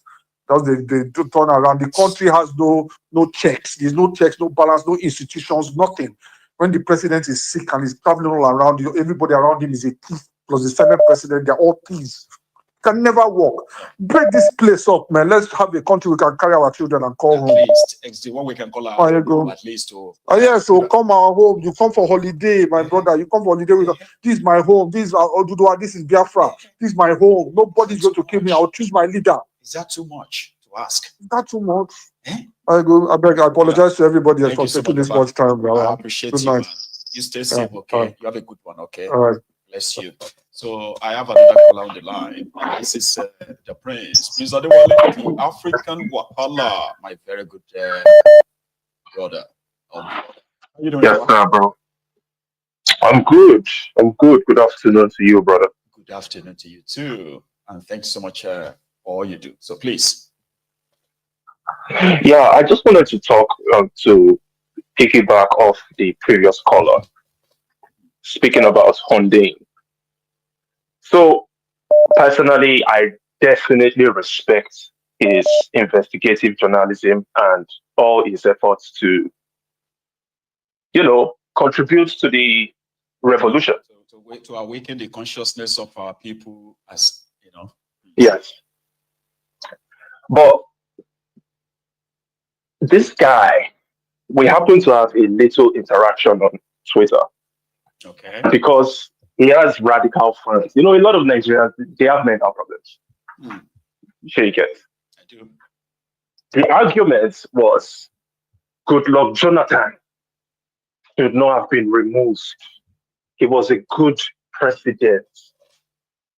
And I'm like, just because Tinubu and Boko Haram are completely demonic and murderous does not mean that Goodluck Jonathan was not an incompetent thief. A lot of people don't have that actually brought in these guys. Let's be very clear. Yes. But you see, one problem with a lot of Nigerian people, maybe people around the world, I wouldn't just say Nigerian people, but it's definitely prevalent in the Nigerian space, is that people don't know how to separate things. They get too emotional. Yes, we agree, Tinubu is an evil demon, straight from Hades, straight from hellfire. That's where Tinubu is from. And Boko Haram is a cannibal, an absolute terrorist. Yes. But that doesn't change the fact that Goodluck Jonathan was an incompetent thief whose wife has been accused again recently of detaining 9 of her domestic workers because she suspected them of stealing her jewelry. And they've been like that for these people. How many years now? 6 years since 2019. Yes. We're not going to be pretending like, okay, check this out, brother. The other day you showed a video of Akintunde. The man's name is Akintunde, Life of a Showman. He's my friend. The guy that lost his wife while he was taken out to the hospital. Oh, you do know the guy? Oh, yeah, I know him. I knew him during NSAS and we became friends. One-on-one. For real. I know him one-on-one. We have never met him in person. You make a lot of friends on the internet. I know. And for years, you become close. The guy is my buddy. We talk on the phone. Damn it, man. Now, and when that situation happened, I had to contribute for his daughters because we are similar. He has 2 girls. I have 2 girls. You know, we're almost the same. He's a good, very good, very good brother. Hardworking man. Hardworking man to the highest level. If he was in Canada, it could stand in as your, your twin brother. I don't know why. Something just in my head was like, this guy kind of like, he's got this this kind of like the look of physique that is so close to that of African Wall. I don't know if it's weird, right? But I had it in my head when I was watching that video. Now, when you're now saying that you know him, like like it's your body and all that, like really, that's where my really is coming from. Like really, because I had it in my head like, if no business Nigeria will don't happen to him per se, right? He actually had your physique, seriously. But continue. Yeah, I appreciate that, my brother, because the man looks good. And I'm also trying to grow my dreadlocks to look like him. Anyways. You've got what could make your dread. So, you've got this bunch of thick, what's it called? Afro. You could go and get it lock. And then tomorrow we'll see you won't recognize you. I say, who's that? I said, the African Wahala. I said, how? When? No, you could do that. You know what I'm saying. So, absolutely. I'm in the process. I'll look forward to what it looks like. Go on. There's this psychopath on Twitter. Man, Twitter is extremely toxic. If you don't have strong emotional intelligence, don't stay there. Man, stay off Twitter. I'm telling you, bro, because especially if you're in the West, if you're in like the United States with everything going on, Trump, tariffs, there is extreme racism. People are spewing the highest level of hatred on Twitter right now. Plus, if you're in the American Twitter space and you're in the Nigerian Twitter space at the same time, boy, you're getting bigots from both sides. Oh, is Igbo? Oh, Hausa is Fulani. Health messed up. I'm telling you, these people can ruin your mental health. So there was this guy.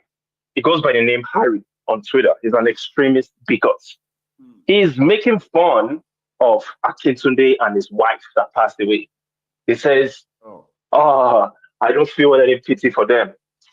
Trueless Euro bastards.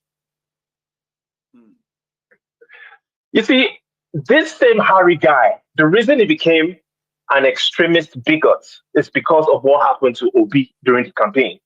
And the way the Ronukus, the bigoted Ronukus, the psychopaths amongst the Yorubas, started showcasing their madness.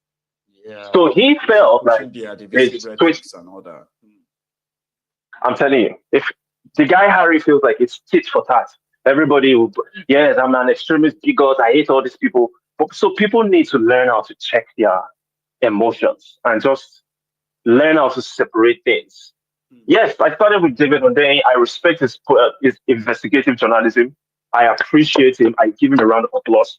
But as a human being, personally, I have no respect for him because after the guy responded to my tweets, for the next 5 days, I had his followers attacking me non-stop on that same Twitter. So these people are psychopaths at the end of the day. And I know. I just thought I mean, see, I've had instances, right? I've had instances where I got tempted to say to him and say, I mean, I don't know what your findings are, and I really want to know, because sometimes we don't have to pretend that we know everything when we don't, right? So you are an investigative journalist. So you've done real job, real work, right? That people have given you credit for real. Wonderful piece of work, right? Now, and this is why people want to kind of like value what you say, because they're not just words, what you type or anything you say out there. They are not just mere saying. So there are people who are going to believe that there is more to it, right? So when he says something like, it was the Israel and the West sponsoring the IPOB, as well as the insecurity in the East, right? Just to destabilize Nigeria, all right? And I was like, Now, I mean, I won't say that because that's just speculative. All right, I won't. Now, if for somebody like David want to tell us that Israel and America, like the USAID stuff at the time, right? Israel and America are the ones funding IPOB or Nnamdi Kanu, and the agenda was to destroy Nigeria, as he's putting it. I would want something more. You know, I don't want something like a biapologist. You shouldn't be like anyone else, where people make things up and say them. So somebody like yourself, if you want to drop things like that, it must carry some, some level of credibility, not just gist. So when I saw him like replying to people, saying things and all of that, and I'm like, somehow you want to believe, but it doesn't make any sense. What he's saying doesn't make any sense. Even though his position is that somehow he believes that Nigeria is better together as a big country. Because to him, it is what protects us from America and the rest of them from doing something to us. I'm like, this doesn't make any sense, right? Well, like I said, I would want something more, pretty much like a clear and specific, not speculative. People have said a lot about the IPOB, and most of the stuff they've said, they are pure lies, made up lies, and they are there to serve a particular purpose, the purpose of the establishment. So when David Duncan was pushing things about IPOB in this manner, it's pretty much like doing the job of the establishment, because they spend a lot of money on propaganda to tell us about IPOB is so dangerous. IPOB wasn't dangerous until the day they kidnapped Nnamdi Kanu. And since then, you want us to believe that IPOB is dangerous. Meanwhile, the system have been like chasing them down, killing them. In fact, locking them up where the rest of the world can't even know where you lock them at. Like, where are they?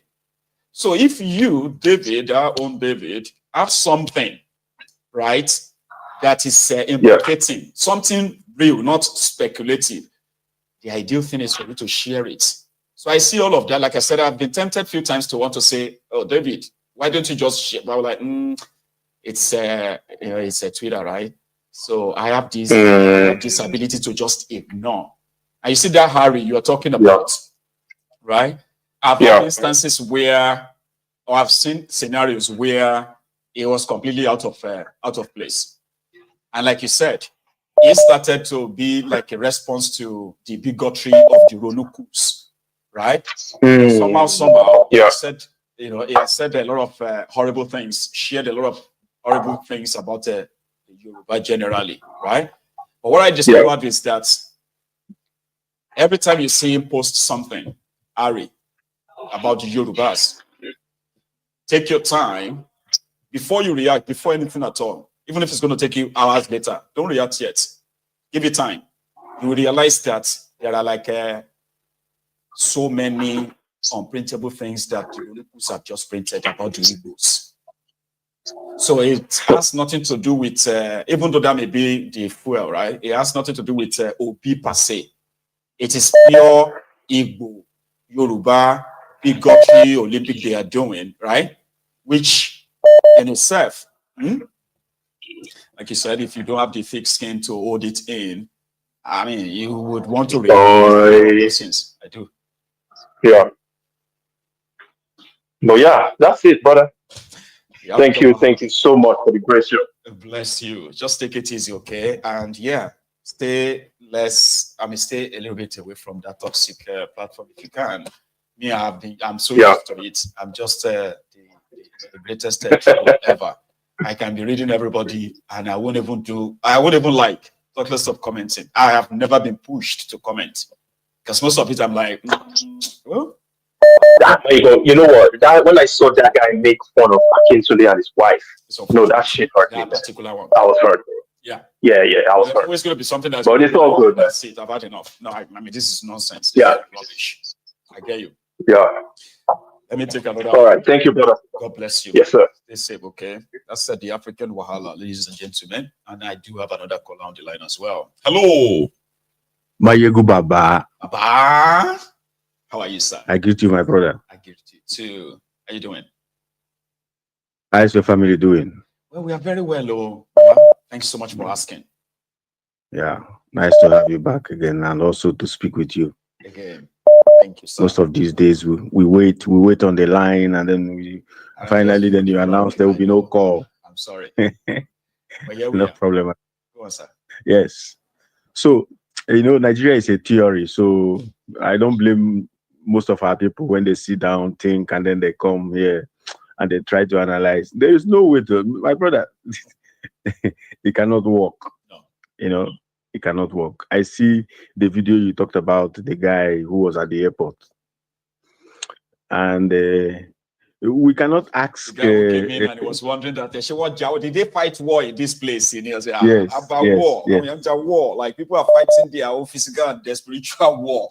Yes, that you can imagine. Mm-hmm. But I tell you, if you go to war-torn countries, like countries that have been in war for years, they have better facilities than we in Nigeria that never had war or for the past 50 years. The issue is very clear. When you have a criminal government where from the president to whoever that is there are all criminals, what do you expect?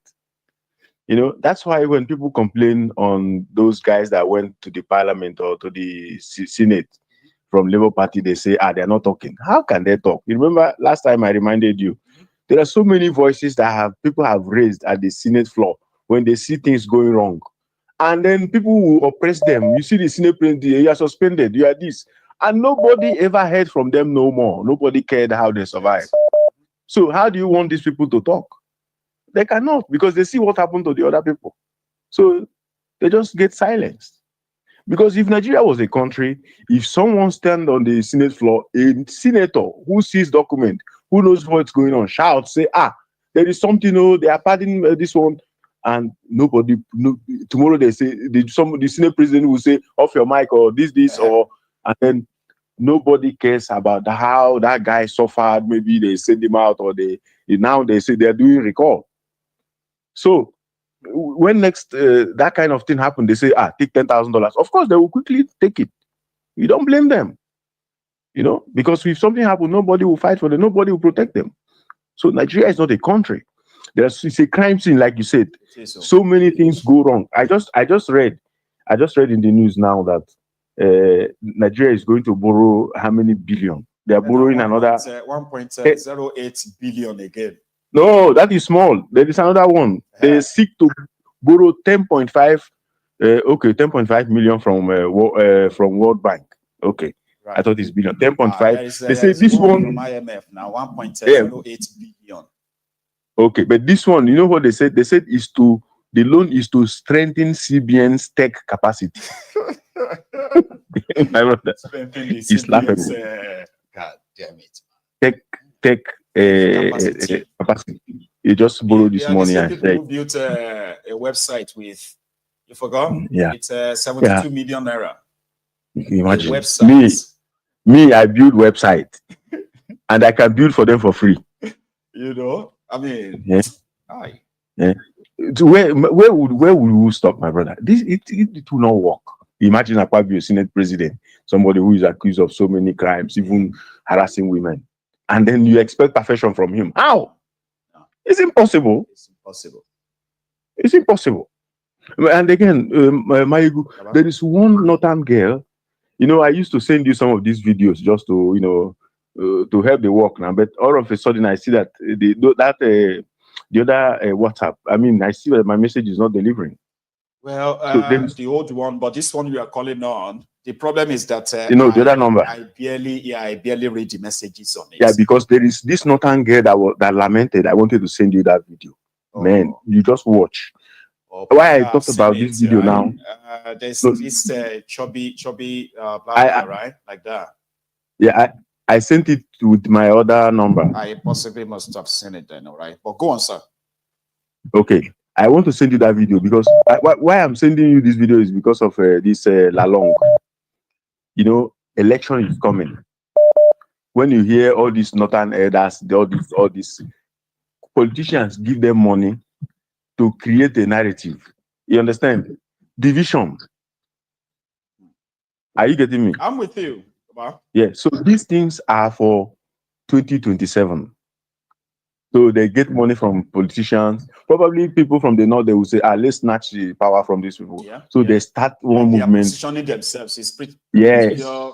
positioning, getting themselves ready. Yes. Yes. Don't be surprised that somebody like Dalong, they have promised him maybe governor or senator to go back or one of these things. So you will join them. Whatever they say, you will just be there. And, you know, when you make a good point, then we will overlook it and say the one that they send him to say. You know, so I want to send you the video of this girl. You watch it and you see exactly what the girl was saying. That they create division. I'll check it out. It sounds okay. like I will send it out. I haven't used, but I will look forward to that, sir. Yeah, I will send it to you now. Thank you.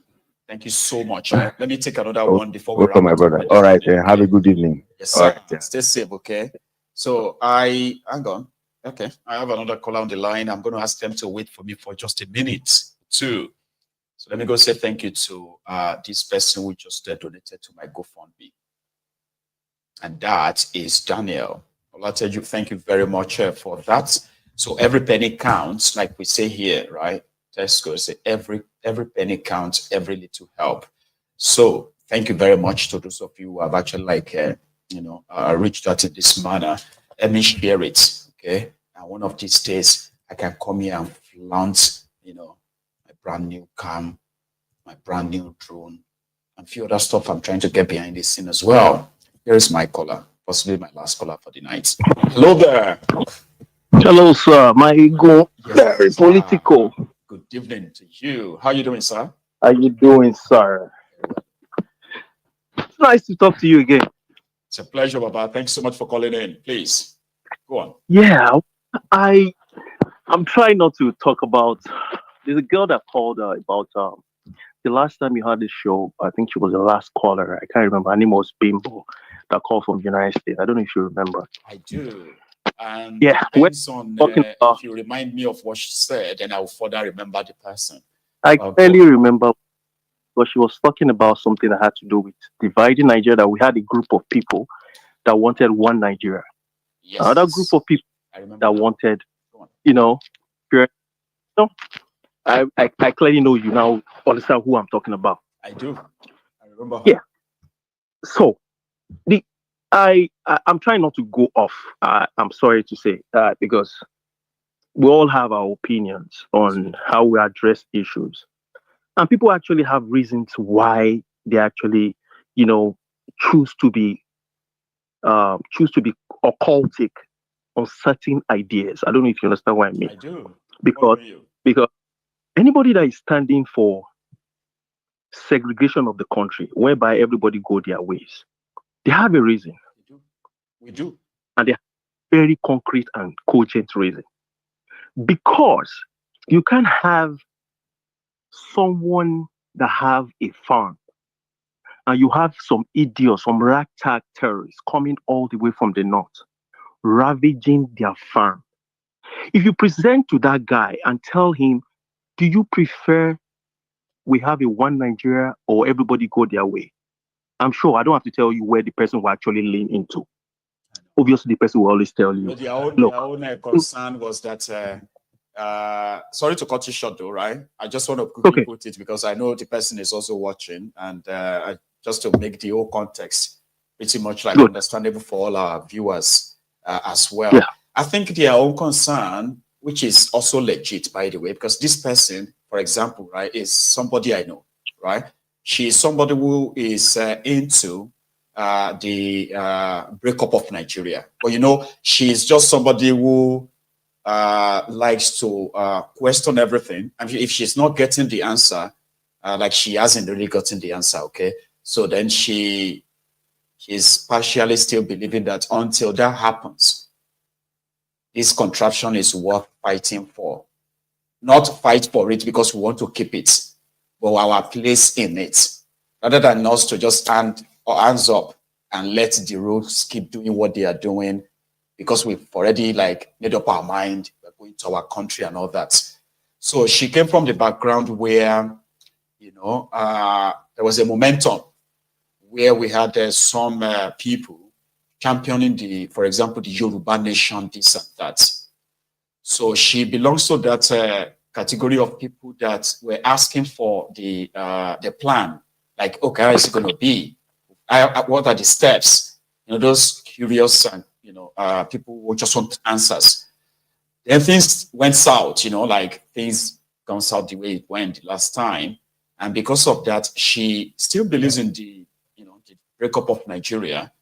But at the same time, like I said, she feels like before that happens, right, we should fight these people and fight for our place in this one.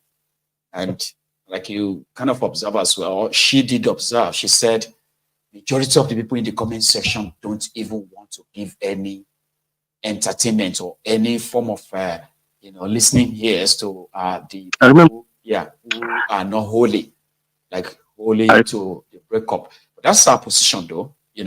Doesn't mean that she's not. Go on. But if I remember clearly, because she was saying things like we should entertain people that actually wanted one Nigeria. There are certain things you just cannot entertain. I know. Because, and she said she lived in the US. She said, I would rather prefer to, she lived in the US and she lived in the midst of every other, country and every other people. About diversity, this and The that, diversity. But let's get something right. If the United States do not have certain constitution, you actually could bar someone or throw someone into jail just for calling you certain names. Does she even think she will even walk on the street? The same Nigeria that you're that she's talking about, we don't have laws. They just have laws on the book. Nobody follows the law. And you are so right, too. Even to say everybody actually follows their law. We're not talking about. They have law for everything. Law for everything. They always write bills, this and that. But to now follow the law, that's the problem. Yeah.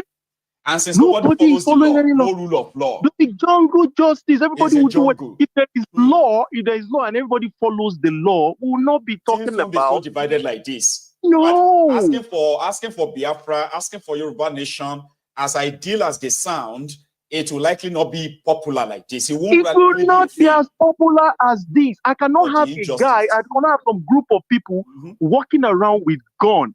And we have certain people that are sponsoring them. And down in the south, I have a group of people that have the ability to also own gun. But they will not have the opportunity to arm themselves to protect them. Now, how do you expect me to explain to those people that they should stick with one Nigeria? Secondly, she talked about like what you just said earlier. Right. She was saying things about, okay, what is the structure? What is the legal? What are the structures on how we go about? Okay, this Yoruba nation. How is it going to happen? We need it to happen. When we have, nobody's saying it, then maybe it's not going to happen. I get you. My ego. When we have the Oyedepo, we have the Abioye, we have all these large mega churches conditioning their own members to stick to that same country, to stick to one Nigeria. Keep praying for How do you break into the minds of those people? Of course, I'm not saying what we're doing or what you're doing is not working. Of course, it's really permeating into people's mind. But the fact remains, there's a long way to go. It has to be gradually educating. Look at it. People are waking up. For people to go ahead and those guys I don't know if those guys are innocent. Those 16 is a barbaric act. Nobody will ever support it. Like mob justice, because the other northern guy came up and was saying rubbish. He's just trying to palliate and trying to make people see reasons to what he's saying. He's saying nonsense. Because the atrocities that have been committed in the north alone, before even coming down to the south, they were not even saying anything. They were not even clamoring for anybody. I want somebody from the south to collect. I can do it. To collect all the killings recorded and the numbers of people killed. Oh my God! 1,000. You can't go to 1,000. You probably will be counting into 10,000. Yeah. You probably will be counting into 10,000. About in 2024 alone, I mean, she listed. She listed. I think she listed about 7 incidents, right? Where Northerners got attacked between 2016 and 2025. Oh my God! In 2024 alone. I can at least list out at least 20, 21 different attacks across southern Nigeria. It's way more than that. Yeah, in some states, the you remember they killed like, five Obas in the south. Oh my God! We never. I mean, we haven't like seen the Southerners kill the emir. So about these terrorists came into our domain and they slaughtered 5 kings in 1 week. Meanwhile, they slaughtered 3 kings in the space of 2 days in Ekiti. 2 days, 3 kings. That same week, 5 kings.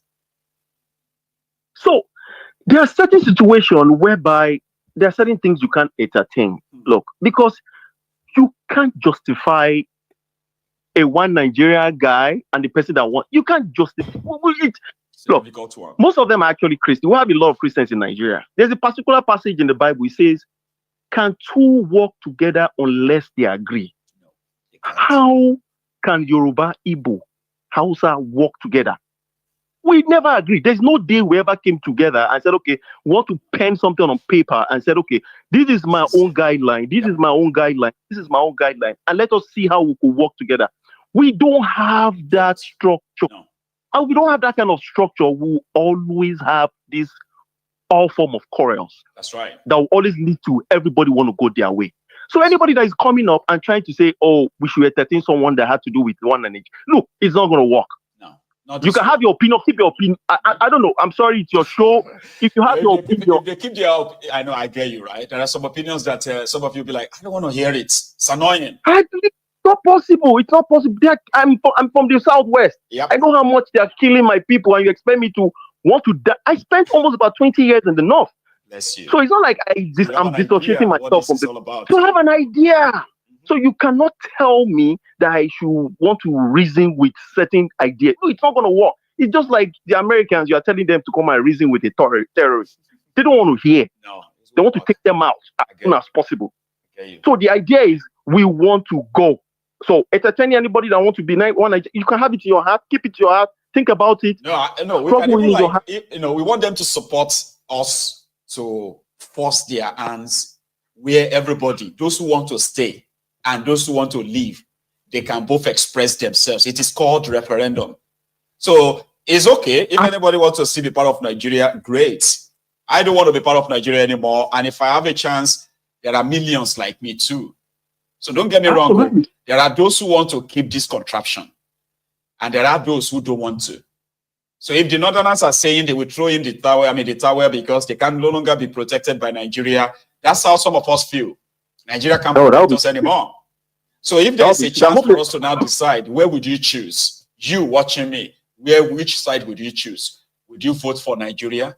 Or would you vote for Biafra? Or would you vote for Arewa? Or would you vote for Kwara Rafa or Naajatu Republic? If you are asked, if you are given that chance, that is democratic, right? That is what it means to say, those who want live, those who want stay, they determine their destiny. But they don't want that.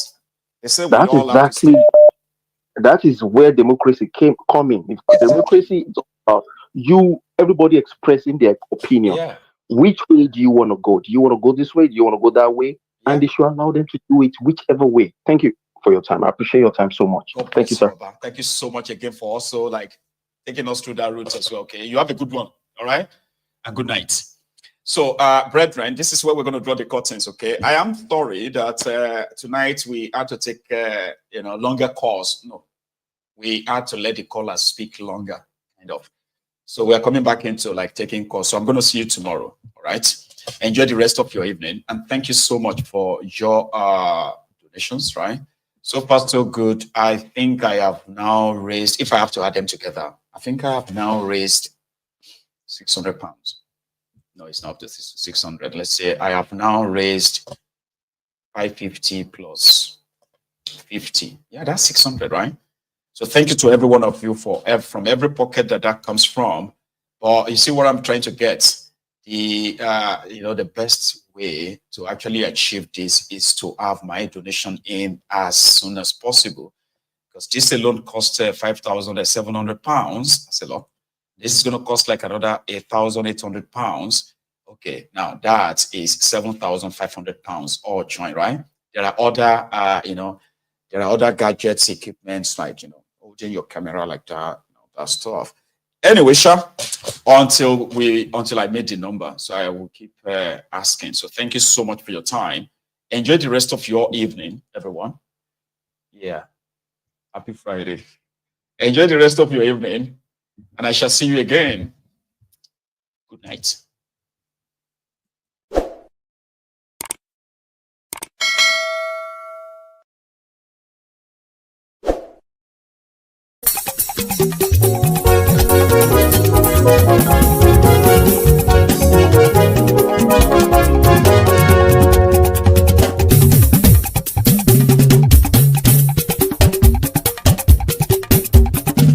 Mayegun làwa mọ̀ làmọ̀ tó dòdòdò. Mayegun Diary Nayibi #1. Mayegun làwa mọ̀ làmọ̀ tó dòdòdò. Mayegun Diary Nayibi #1. Mayegun ti dé o ọ̀rẹ́ ara ìlú. Mayegun Diary Nayibi #1. Lórí Facebook lórí YouTube. Mayegun Diary Nayibi #1. Gbogbo bó ṣe ń lọ ni Mayegun já wa sí. Mayegun Diary Nayibi #1. Àṣírí ọ̀jẹ̀lú kì í bò níbẹ̀ o. Mayegun Diary Nayibi #1. Bó bá ṣe eré àní Mayegun máa wí. Mayegun Diary Nayibi #1. Ó sì tún ṣe eré wàá gbọ́ níbẹ̀ o. Mayegun Diary Nayibi #1. Mayegun Diary politico. Mayegun Diary Nayibi #1. Godfatherism kò sí lọ́rọ̀ Mayegun. Mayegun Diary Nayibi #1. Ẹ farabalẹ̀ sẹ́ o kẹgọ́rọ̀ lẹ́nu o. Mayegun Diary Nayibi #1. Àní Mayegun làwa mọ̀ tó dòdòdò. Mayegun Diary Nayibi #1.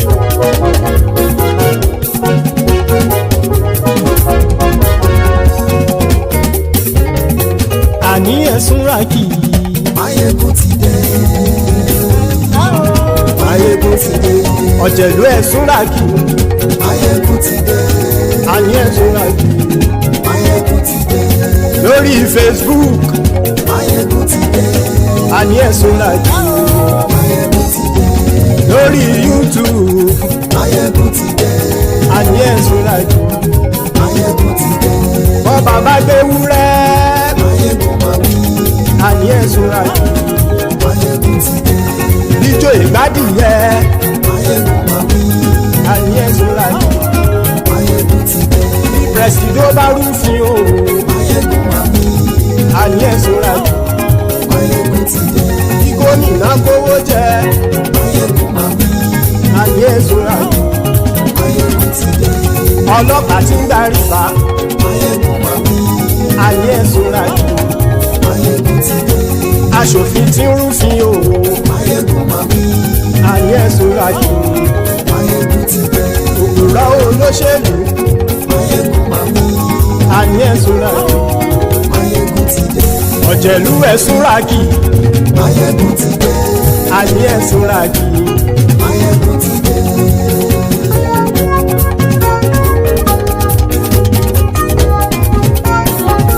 Mayegun ti dé. Gbogbo ọ̀jẹ̀lú ẹ̀sùn rákì. Mayegun ti dé. Gbogbo ọ̀jẹ̀lú ẹ̀sùn rákì. Ṣùgbọ́n ní bá ti ṣe èyí tó yẹ kí wọ́n ṣe, ọmọ bá dèrò ní fi wọ́n níran o. Mayegun ti dé. Gbogbo ọ̀jẹ̀lú ẹ̀sùn rákì. Mayegun ti dé. Gbogbo ọ̀jẹ̀lú ẹ̀sùn rákì. Ṣùgbọ́n ní bá ti ṣe èyí tó yẹ kí wọ́n ṣe, ọmọ bá dèrò ní fi wọ́n níran. Wọ́n fowó bẹ́ẹ̀ o. Mayegun ó sọ pé wọ́n ò fẹ́ bẹ́ẹ̀. Wọ́n fowó bẹ́ẹ̀. Mayegun ó sọ pé wọ́n ò fẹ́ bẹ́ẹ̀. Oníkan ṣáàtì ṣe èyí tó yẹ kí wọ́n ṣe fáwọn ará ìlú tó gbé wọn débẹ̀ o. Mayegun ti dé. Gbogbo ọ̀jẹ̀lú ẹ̀sùn rákì. Mayegun ti dé. Gbogbo bá ti ṣe yìí tó yẹ kí wọ́n ṣe ọmọ bá dẹ́rọ̀ ò ní fi wọ́n níran. Kì máa yí ṣe eré ọ̀rọ̀ yìí kì í ṣe ẹ̀fẹ̀. Kì máa yí ṣe eré ọ̀rọ̀ yìí kì í ṣe ẹ̀fẹ̀. Ẹni bá ti lè lẹ́bọ̀ lẹ́rù o ọmọ bá dèrò kàṣà ìtú wọn síta. Máyégún ti dé gbogbo ọ̀jẹ̀lú ẹ̀ súnra kí. Máyégún ti dé gbogbo ọ̀jẹ̀lú ẹ̀ súnra kí. Ṣùgbọ́n ní bá ti ṣe yìí tó yẹ kí wọ́n ṣe ọmọ bá dẹ́rọ̀ ò ní fi wọ́n níran. Tẹnitẹni ọmọ Máyégún ọ̀rẹ́ ara ìlú mọ̀mọ́ ni mo fọlọ́run ṣọ́ ẹ̀ bá kìlẹ́bù. Lóòótọ́ olódodo ìlú ọ̀tá ìlú mọ̀mọ́ ni ìwọ ṣá máa ń ṣọ́ra kò sì mọ́ bẹ̀rù. Bọ́tà ń lérí bóníṣègùn lé káwọn mọ̀mọ́ fi ṣera wọn ni ó ti dẹrùn tí wọn ò gbọ́dọ̀ sì mọ́ bẹ̀. Èèpo ọ̀bọ lọmọ bá dérò tàjẹ́ ò gbọ́dọ̀ jẹ́ ó ti dọba lórí àbínú ẹni kò sì mọ́ bùyà. Àìsíwọ̀lú ní ẹnìkẹ́ ìgbódì ẹyin lábàrá o ó kó ẹni tó bá dán o àkàmù.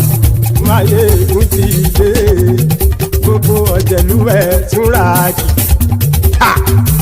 Máyégún ti dé gbogbo ọ̀jẹ̀lú ẹ̀ túnra kì o. Ẹni bá ti ṣe yìí tó yẹ kí wọ́n ṣe ọmọ bá dèrò òní fi wọ́n níran o. Máyégún ti dé gbogbo ọ̀jẹ̀lú ẹ̀ súnra kí. Máyégún ti dé gbogbo ọ̀jẹ̀lú ẹ̀ súnra kí. Ṣùgbọ́n ní bá ti ṣe yìí tó yẹ kí wọ́n ṣe ọmọ bá dẹ́rọ̀ ò ní fi wọ́n níran.